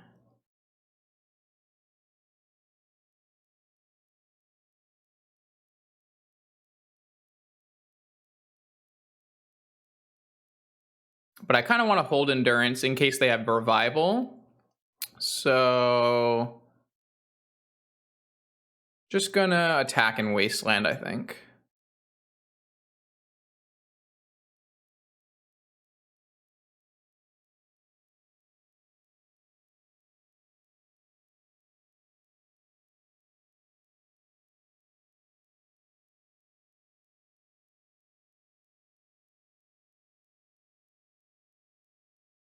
Yeah, I guess that's true.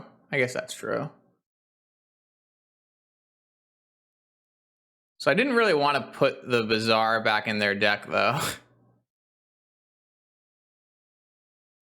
I guess I can just wait and let them dredge. Seems fine. Yeah. I'm gonna wait. Kind of no reason not to let them dredge and ruin a draw step here.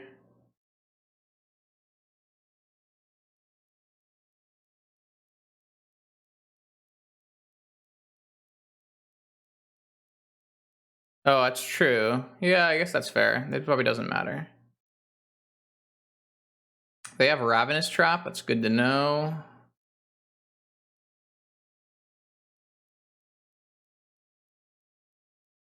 I kind of think it doesn't really make sense to use my Endurance until I have to. The only all right, so they do have Revival, which we just, nice. This is actually the best possible thing that could have happened because like we baited them into using their Noxious Revival. That was the best possible. Because now we got the Revival out of their hand and we get to activate this. That was the best possible outcome, I think. If I hit a Root Walla, then I get a Hogak. Yeah.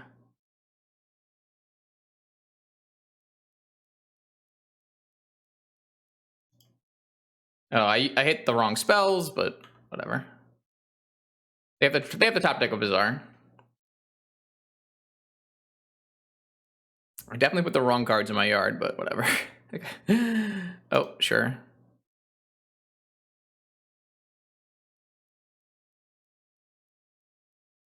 If I had a land in my yard, I could have pumped my Root Walla here.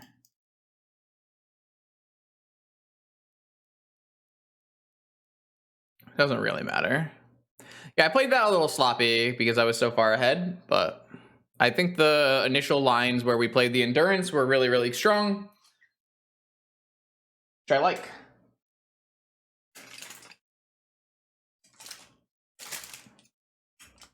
I should have put this in the oven for longer.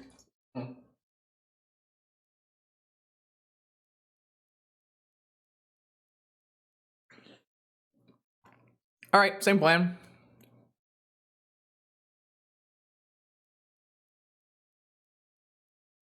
Endurance is so good.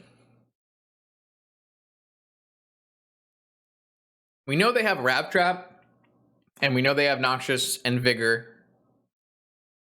That's all we really got information-wise about what they're boarding.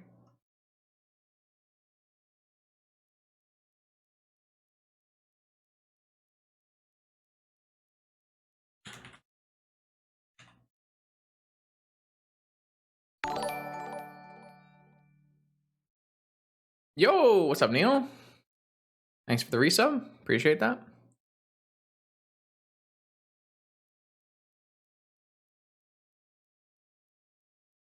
Yep. It's a good hand. Doesn't have a Wasteland, but... Oh, wait. Doesn't have a Wasteland. Ah, fuck me. I shouldn't have kept this hand. Okay, Once Upon a Time into a Wasteland. Okay, Once Upon a Time into a Wasteland. It's fine, it's fine, it's fine. I just saw Hollow One, Vengevine, Bazaar, Force of Vigor against Leyline. I just was like, oh, I'm good. I would probably keep this again if I stopped and thought about it a little bit more.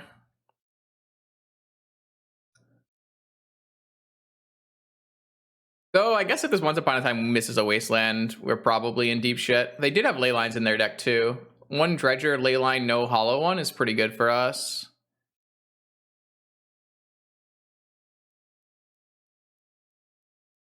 I drew fucking Leyline. All right, Wasteland, please. I drew Bizarre Vengevine. Do I need second Bizarre?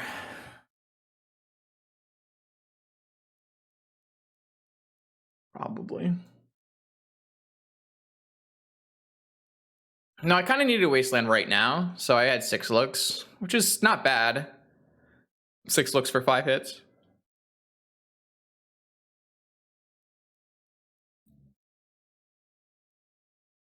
We know they play Rab Trap. Kind of can hit. I can hit an Endurance off Bizarre, which is gonna give me time. I could like be worried of. I didn't see any Wastelands from them. The problem is I'm not sure we're gonna get double Vengevine into play. It's pretty unlikely we get double Vengevine into play off of a draw. We only have 7 hits that give us double Vengevine. So I think I want a second Bizarre.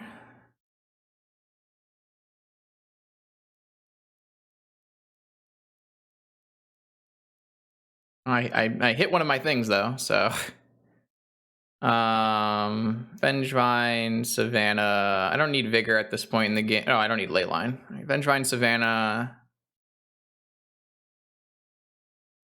Oh, definitely wish I had taken second. Definitely wish I had taken second Vengevine, though I could still get this Vengevine Wrap Trapped. All right.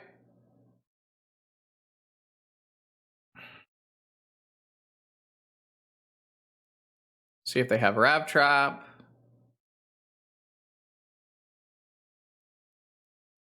They do have Wrap Trap. Oh, they have Noxious Revival. Huh. That's really fucking good against me. Because now I have to draw it again. And I don't get to draw Wasteland.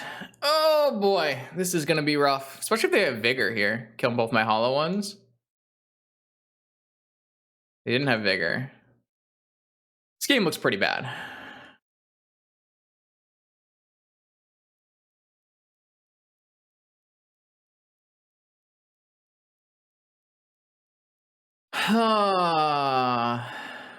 So they have 1,000,000 dredgers. Nothing else at the moment.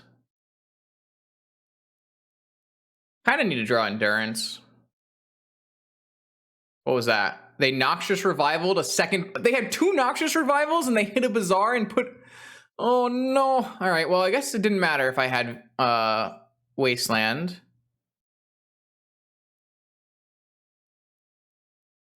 I definitely would have wanted the second Vine. I guess they might have double Noxious both my vines. And I think we'd also have lost. Maybe I think I just should have mulliganed my hand. It was the biggest problem. I don't know. It's kind of hard to say. It's such a good hand. It's possible I should have just mulliganed. I have to draw Endurance, I think, to win this game.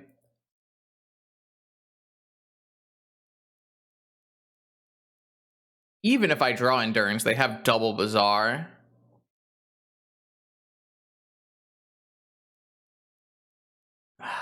It's gonna be rough. It's going to be rough. Endurance Rootwalla? Okay.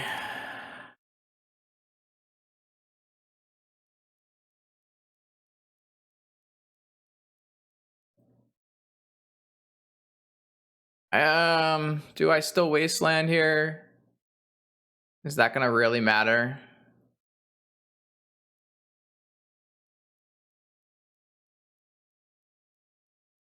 I think the only thing that matters is Endurance. By Wasteland, they get to Icarid, Amalgam, Therapy, away the Amalgam, and cast a Hogak, which is going to beat me. So I kind of just have to Bizarre and hope for one of my 2 Endurances.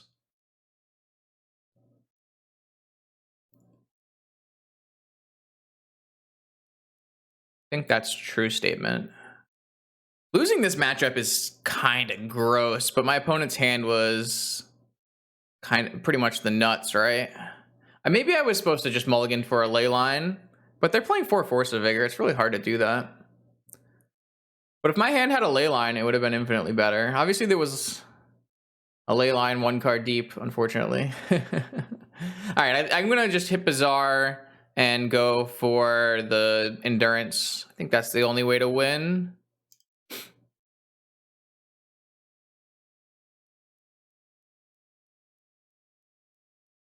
Unlucky. Unlucky. All right. Well, we're not going to top 8 today, unfortunately. Got dredged.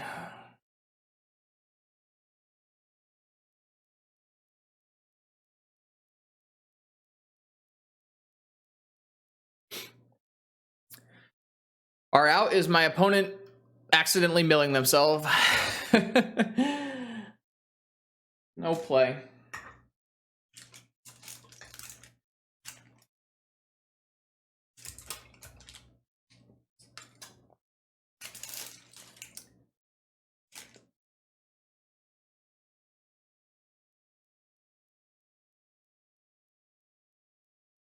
Yeah. The thing is, the only hand that would have beaten my opponent was a leyline hand, not a wasteland hand. Because they had double Noxious Revival. So there was no wasteland hand that was ever going to win. It had to be a leyline hand.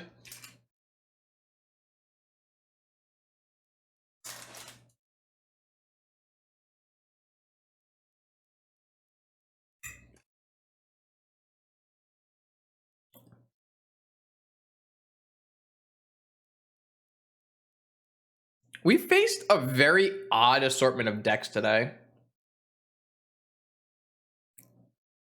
We played against Oath, Doomsday, Dredge, Jeskai, and Golos. No bug player. Only one Golos player.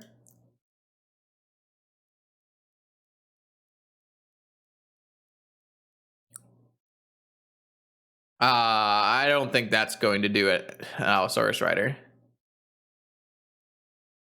We definitely did not. I mean, this is not a bad matchup, like I said. I actually think this matchup is totally fine. It just unfortunately didn't work out. But I would rather be the... I typically rather be the Gaak player than the Dredge player in this matchup. So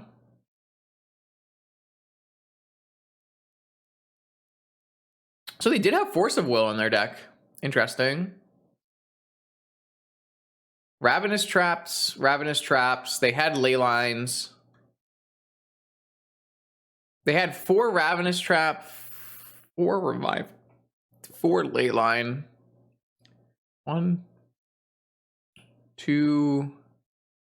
They are very geared for the Bizarre Mirror.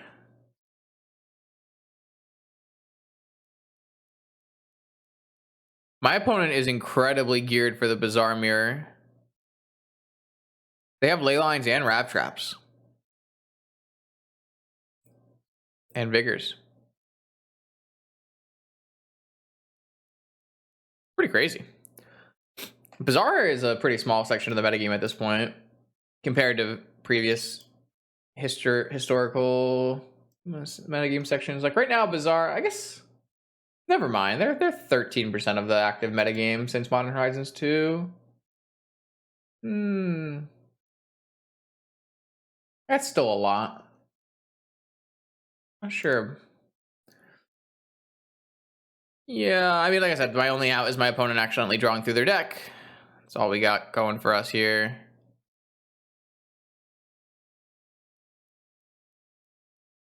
Yeah, I guess that's true. Noxious and Force of Vigor in the main. You probably have like a bunch of Mind Break traps and stuff in their sideboard. I don't have a Tabernacle. Not that I think a Tabernacle would do it here. Because actually a Tabernacle may have done it here. If I had gone like Bayou last turn into Tabernacle this turn, and then they have to kill me with Icarids, but there's hollow ones in play. There's a non-zero chance that that would have done it. I have played a Tabernacle in the sideboard of Gaak before. Because Tabernacle is typically better against your Bizarre Mirror opponents than it is against you.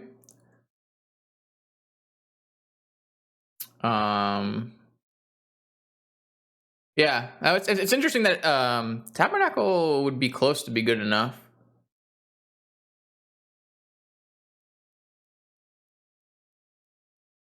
My opponent doesn't play Wastelands. That's what they're missing. I was trying to figure out what was missing in their deck, and their deck just has no Wastelands.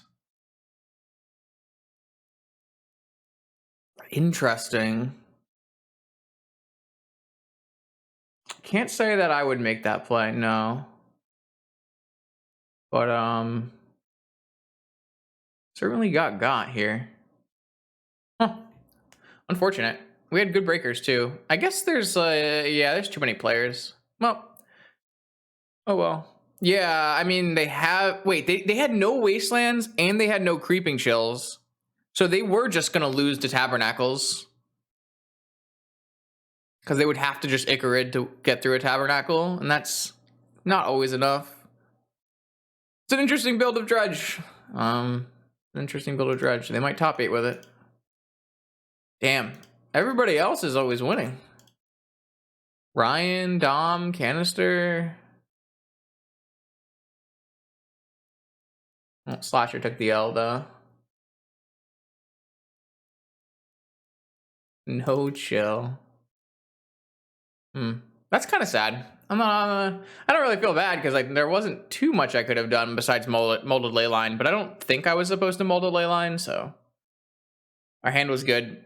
It had a Once Upon a Time to find a Wasteland. Normally, a Wasteland is one of your more important pieces to combat the deck, so not much you can do. All right, here we are, 6th and final round, Vintage Challenge with Hogak. Looking to try to win in maybe top 16. Yep.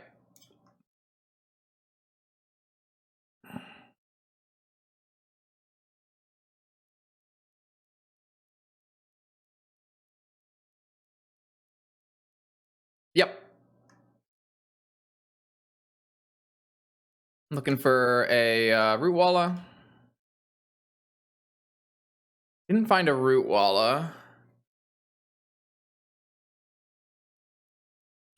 So Vine. I think I'm just gonna do Vine, Gaak, Savannah. That way, if they have a Wasteland, we can still do Bazaar again on next turn. If they don't have a Wasteland, we could always like Supplier into Gaak or something like that. A question is, do I play a hollow one on this turn?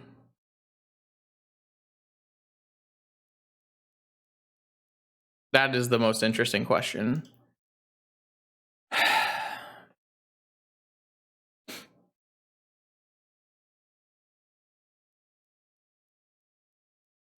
There's some value to be holding this hollow one in an attempt to get our Vengevine to come back. But I don't think the value is high enough. So I'm just going to cast hollow one. There's definitely some value to holding it and triggering Vengevine on the next turn, guaranteed. Well, it's not guaranteed exactly because of Wasteland, so that worked out pretty well for us. Maybe this is another Golos player, it looks like. I think it's better to just play another Bazaar. Maybe we can hit a Black Lotus.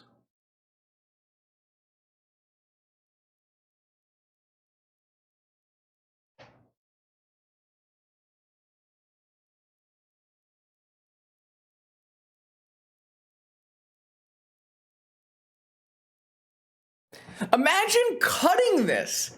Imagine looking at your Gaak list and being like, we don't need a Black Lotus. That card, we don't need a Black Lotus. Come on now.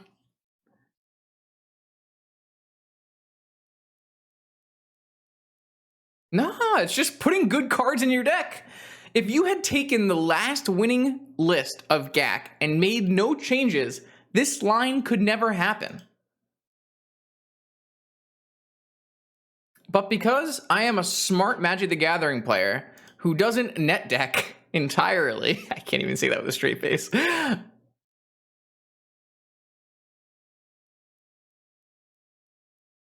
I am going to return my Vengevine this turn.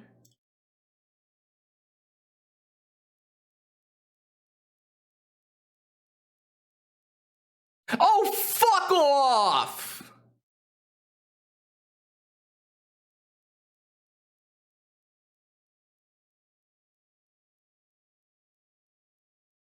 Fucking endurance, man.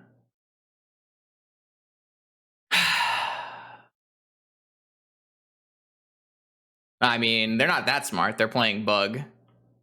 It's not a great choice, but it's okay. We're in a good spot. My opponent just had to put 2 cards away for nothing.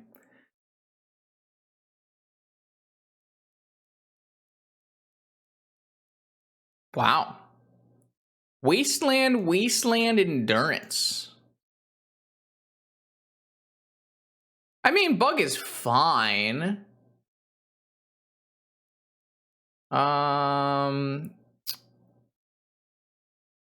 this doesn't change anything. Bug is like a 48% win rate deck. It's fine. You could also play like mono white and get a 48% win rate, you know?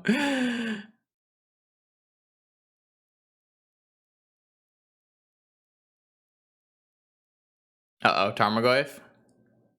No Tarmogoyf. Okay. Yup. What are they playing? Maybe an Assassin's Trophy? I think I'm just attack alling.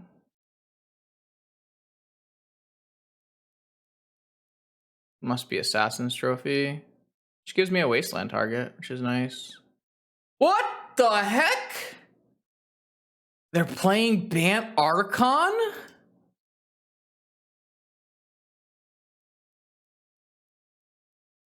That's wild.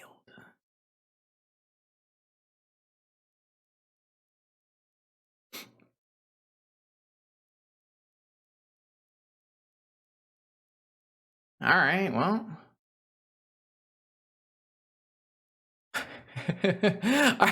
Is this game a Sylvan Library, eh?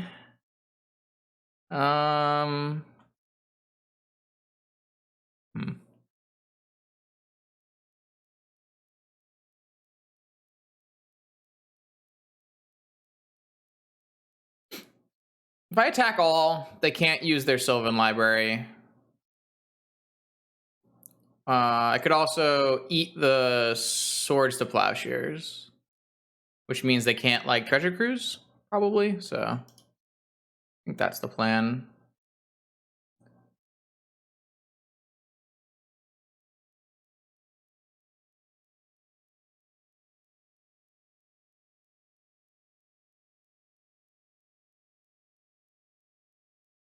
It is like a little bad if they like play a Tarmogoyf here, because I don't have any spells to eat. But all right, well, we beat Bant Archon, even though I was a little scared there. I thought we were super. No, I don't think you're supposed to attack all, because I don't think you're allowed to let them Treasure Cruise. I think letting them Treasure Cruise would be silly. All right, I have nothing for this matchup. Well, I guess I have Grief. It's not exactly the same outcome. So it's not exactly the same outcome, because it's the same life total loss, but you get to get 2 cards out of the yard and not let them Treasure Cruise. But if you attack them now and you don't eat the Swords to Plowshares, then if they were to play a blocker, you still have 2 more damage that can get through a blocker. So it's not the same, and it is big difference. So you have to weigh, do I want to be able to pay do I want to still be able to hold back in reserve a 2 damage spell, or do I want to stop them from being able to cruise or dig? And no, if they do cruise or dig, then they're going to take that 2 damage spell that you have in reserve. So you have to weigh your possibilities there. I'm just going to bring in Grief and take out Collector Roof. I don't have anything for this matchup. This matchup is a weird. There are just not very many players playing Bant Archon anymore. Though it has done fairly well in the hands of a couple practice pilots recently, so I could see why you would want to try it out. It is a Force of Vigor deck and a Swords to Plowshares deck, so theoretically you might be okay versus Golos and Bug.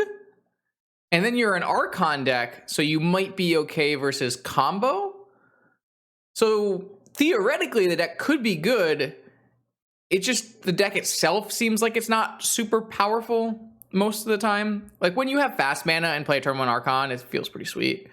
So it's possible that the Bant Archon might actually be in a good metagame spot.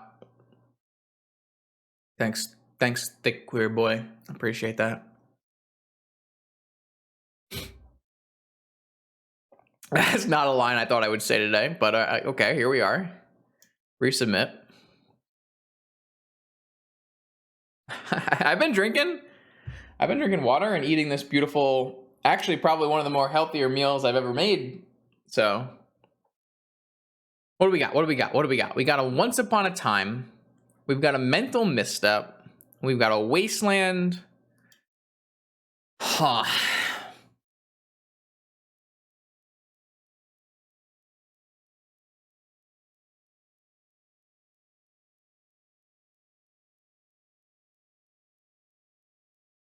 See, that's the thing. This isn't so, like, obviously it's a fair hand, but it's not an unkeepable hand by any means. That's like the nice part about playing this deck, is these kind of hands that look really fair are very keepable. I'm trying to find a Bant list. I don't know if there are any published Bant lists recently though.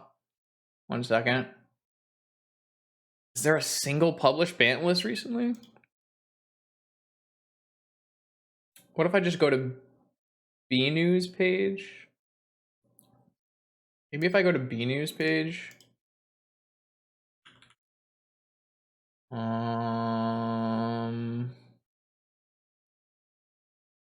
B News plays too many different formats. No, B News has not played it. Who was the person who played it recently? Someone played it recently. Fuck it, I have the power. Why not use the power? So what I can do is I can go into search. I can go into sub-archetype Bant Archon.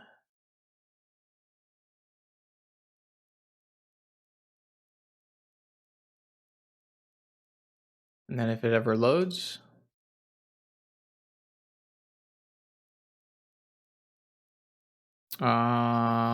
Mom's Basement Streams is the last person to place.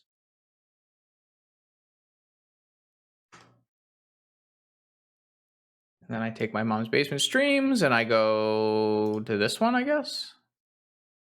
Collector Roof Lavinia for Endurance. Oh my lord. Yeah, it must be must be the list they copied. So they have 4 Force of Vigor, 2 more Swords to Plowshares going up to 4. This matchup is atrocious. A 4th Wasteland, 2 Tabernacles, 3 Cages, 3 Okos. Oh, we're fucked. How did we win a game? This matchup is horrible. I'm gonna mulligan this hand. Okay. We're so fucked, chat. We have not hit a very good subsection of the metagame, put it that way. I don't think I need 2 Bazaars in this case, because I'm going to use them all on turn 1, and then I shouldn't need to use it again.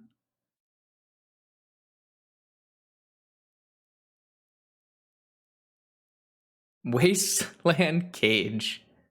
Okay.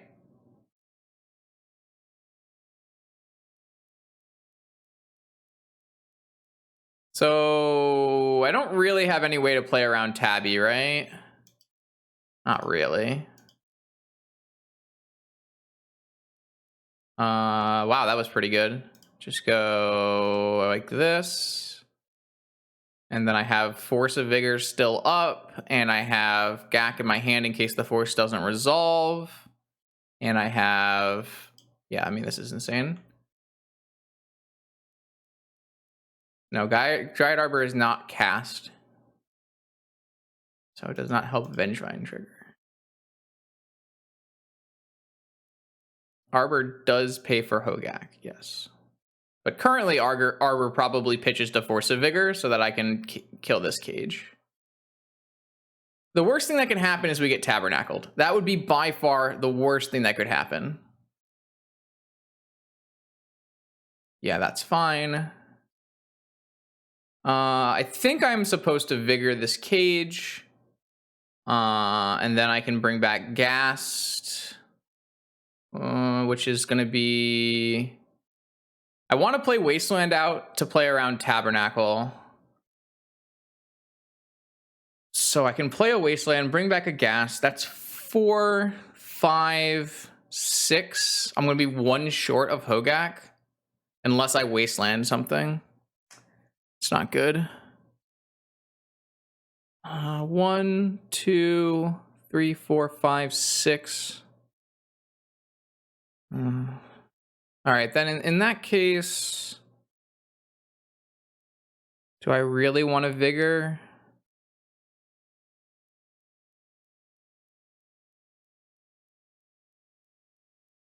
Yeah, probably still want to Vigor.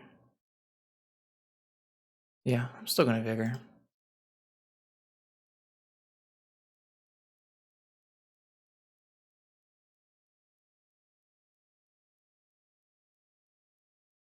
Are they going to Flusterstorm it?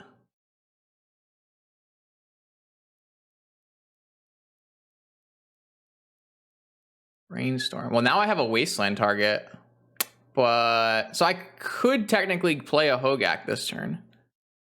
The problem with using my Wasteland is if I get Tabernacled, I lose the game immediately.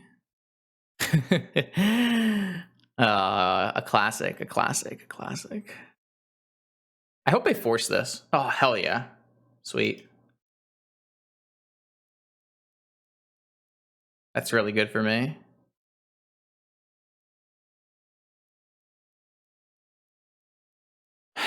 So I think I have to hold Tabernacle, waste for Tabernacle, and not hold it. I have to actually play it, or else I lose my board.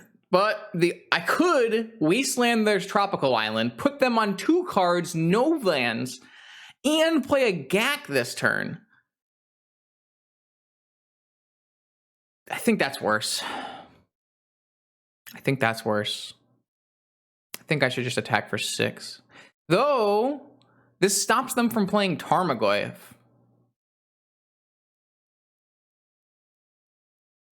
This is probably the most important choice. They chose to play Fetchland Brainstorm, and they already know their hand and their top 2 cards. They didn't Wasteland me before. They didn't Tabernacle me last turn, even though it was an open opportunity to hit Hollow One Rootwalla. So they would have had to hit a Tabernacle in their first 3 cards.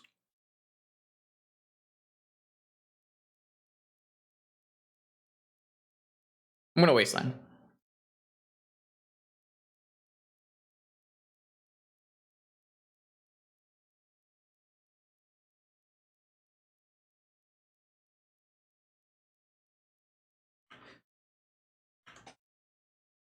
Show me Tabernacle. Let's go!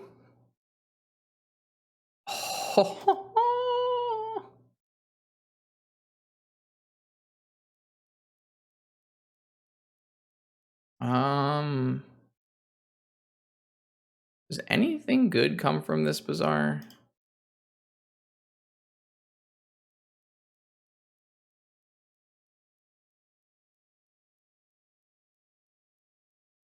So this is gonna be a Swords to Plowshares on my Hogak.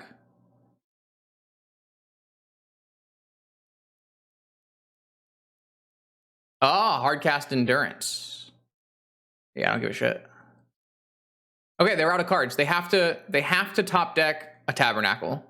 Or Swords to Plowshares.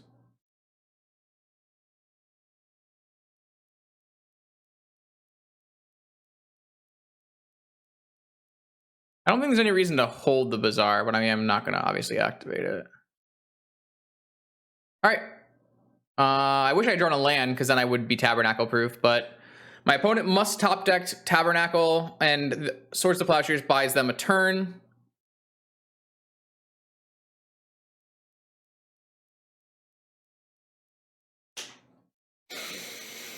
Great success. A good showing today. A good showing.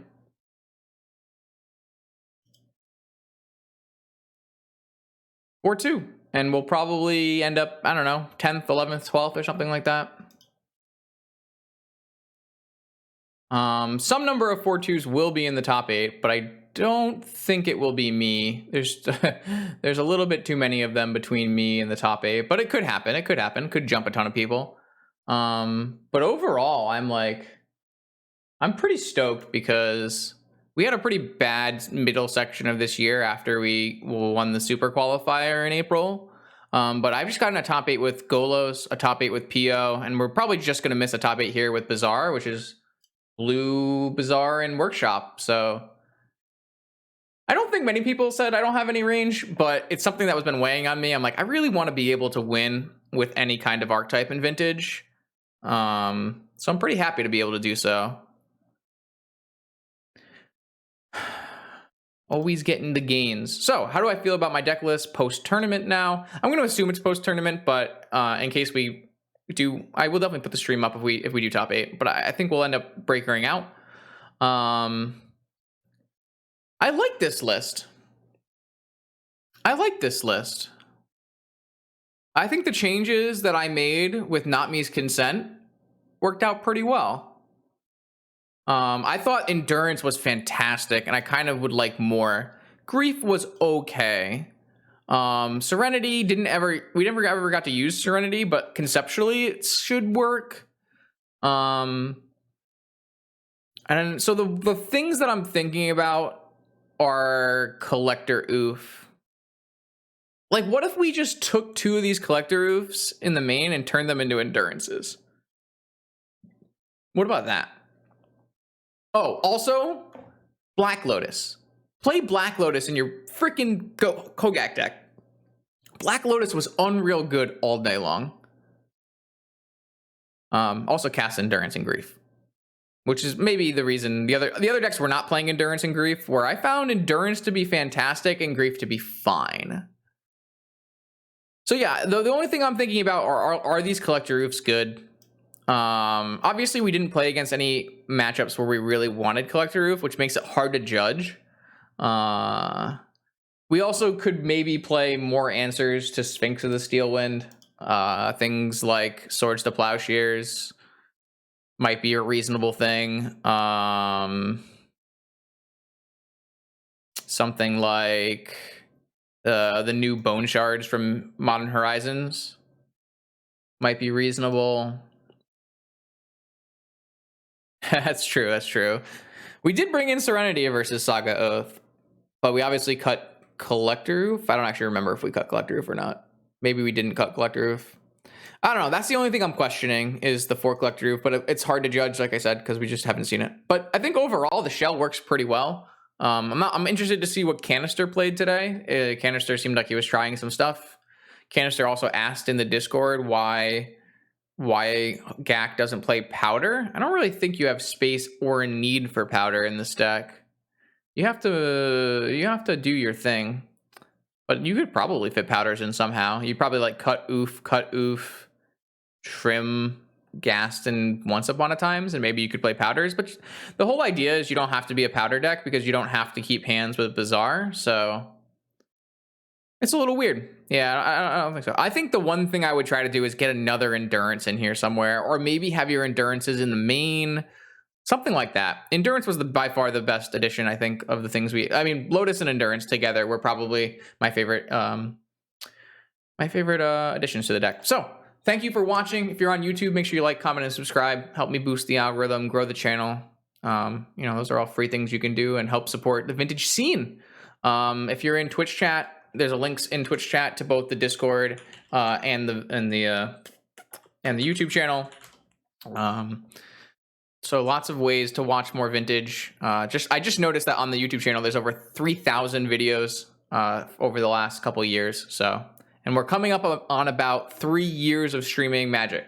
That's coming up in the next month or so. I believe Non-Interactive is at 35 months subscribed, and I think that's a pretty good starting point to say that's when we started streaming Magic on Twitch. So it's been a while, 3 years. Thank you everybody for the support, and I'll see you in the next video.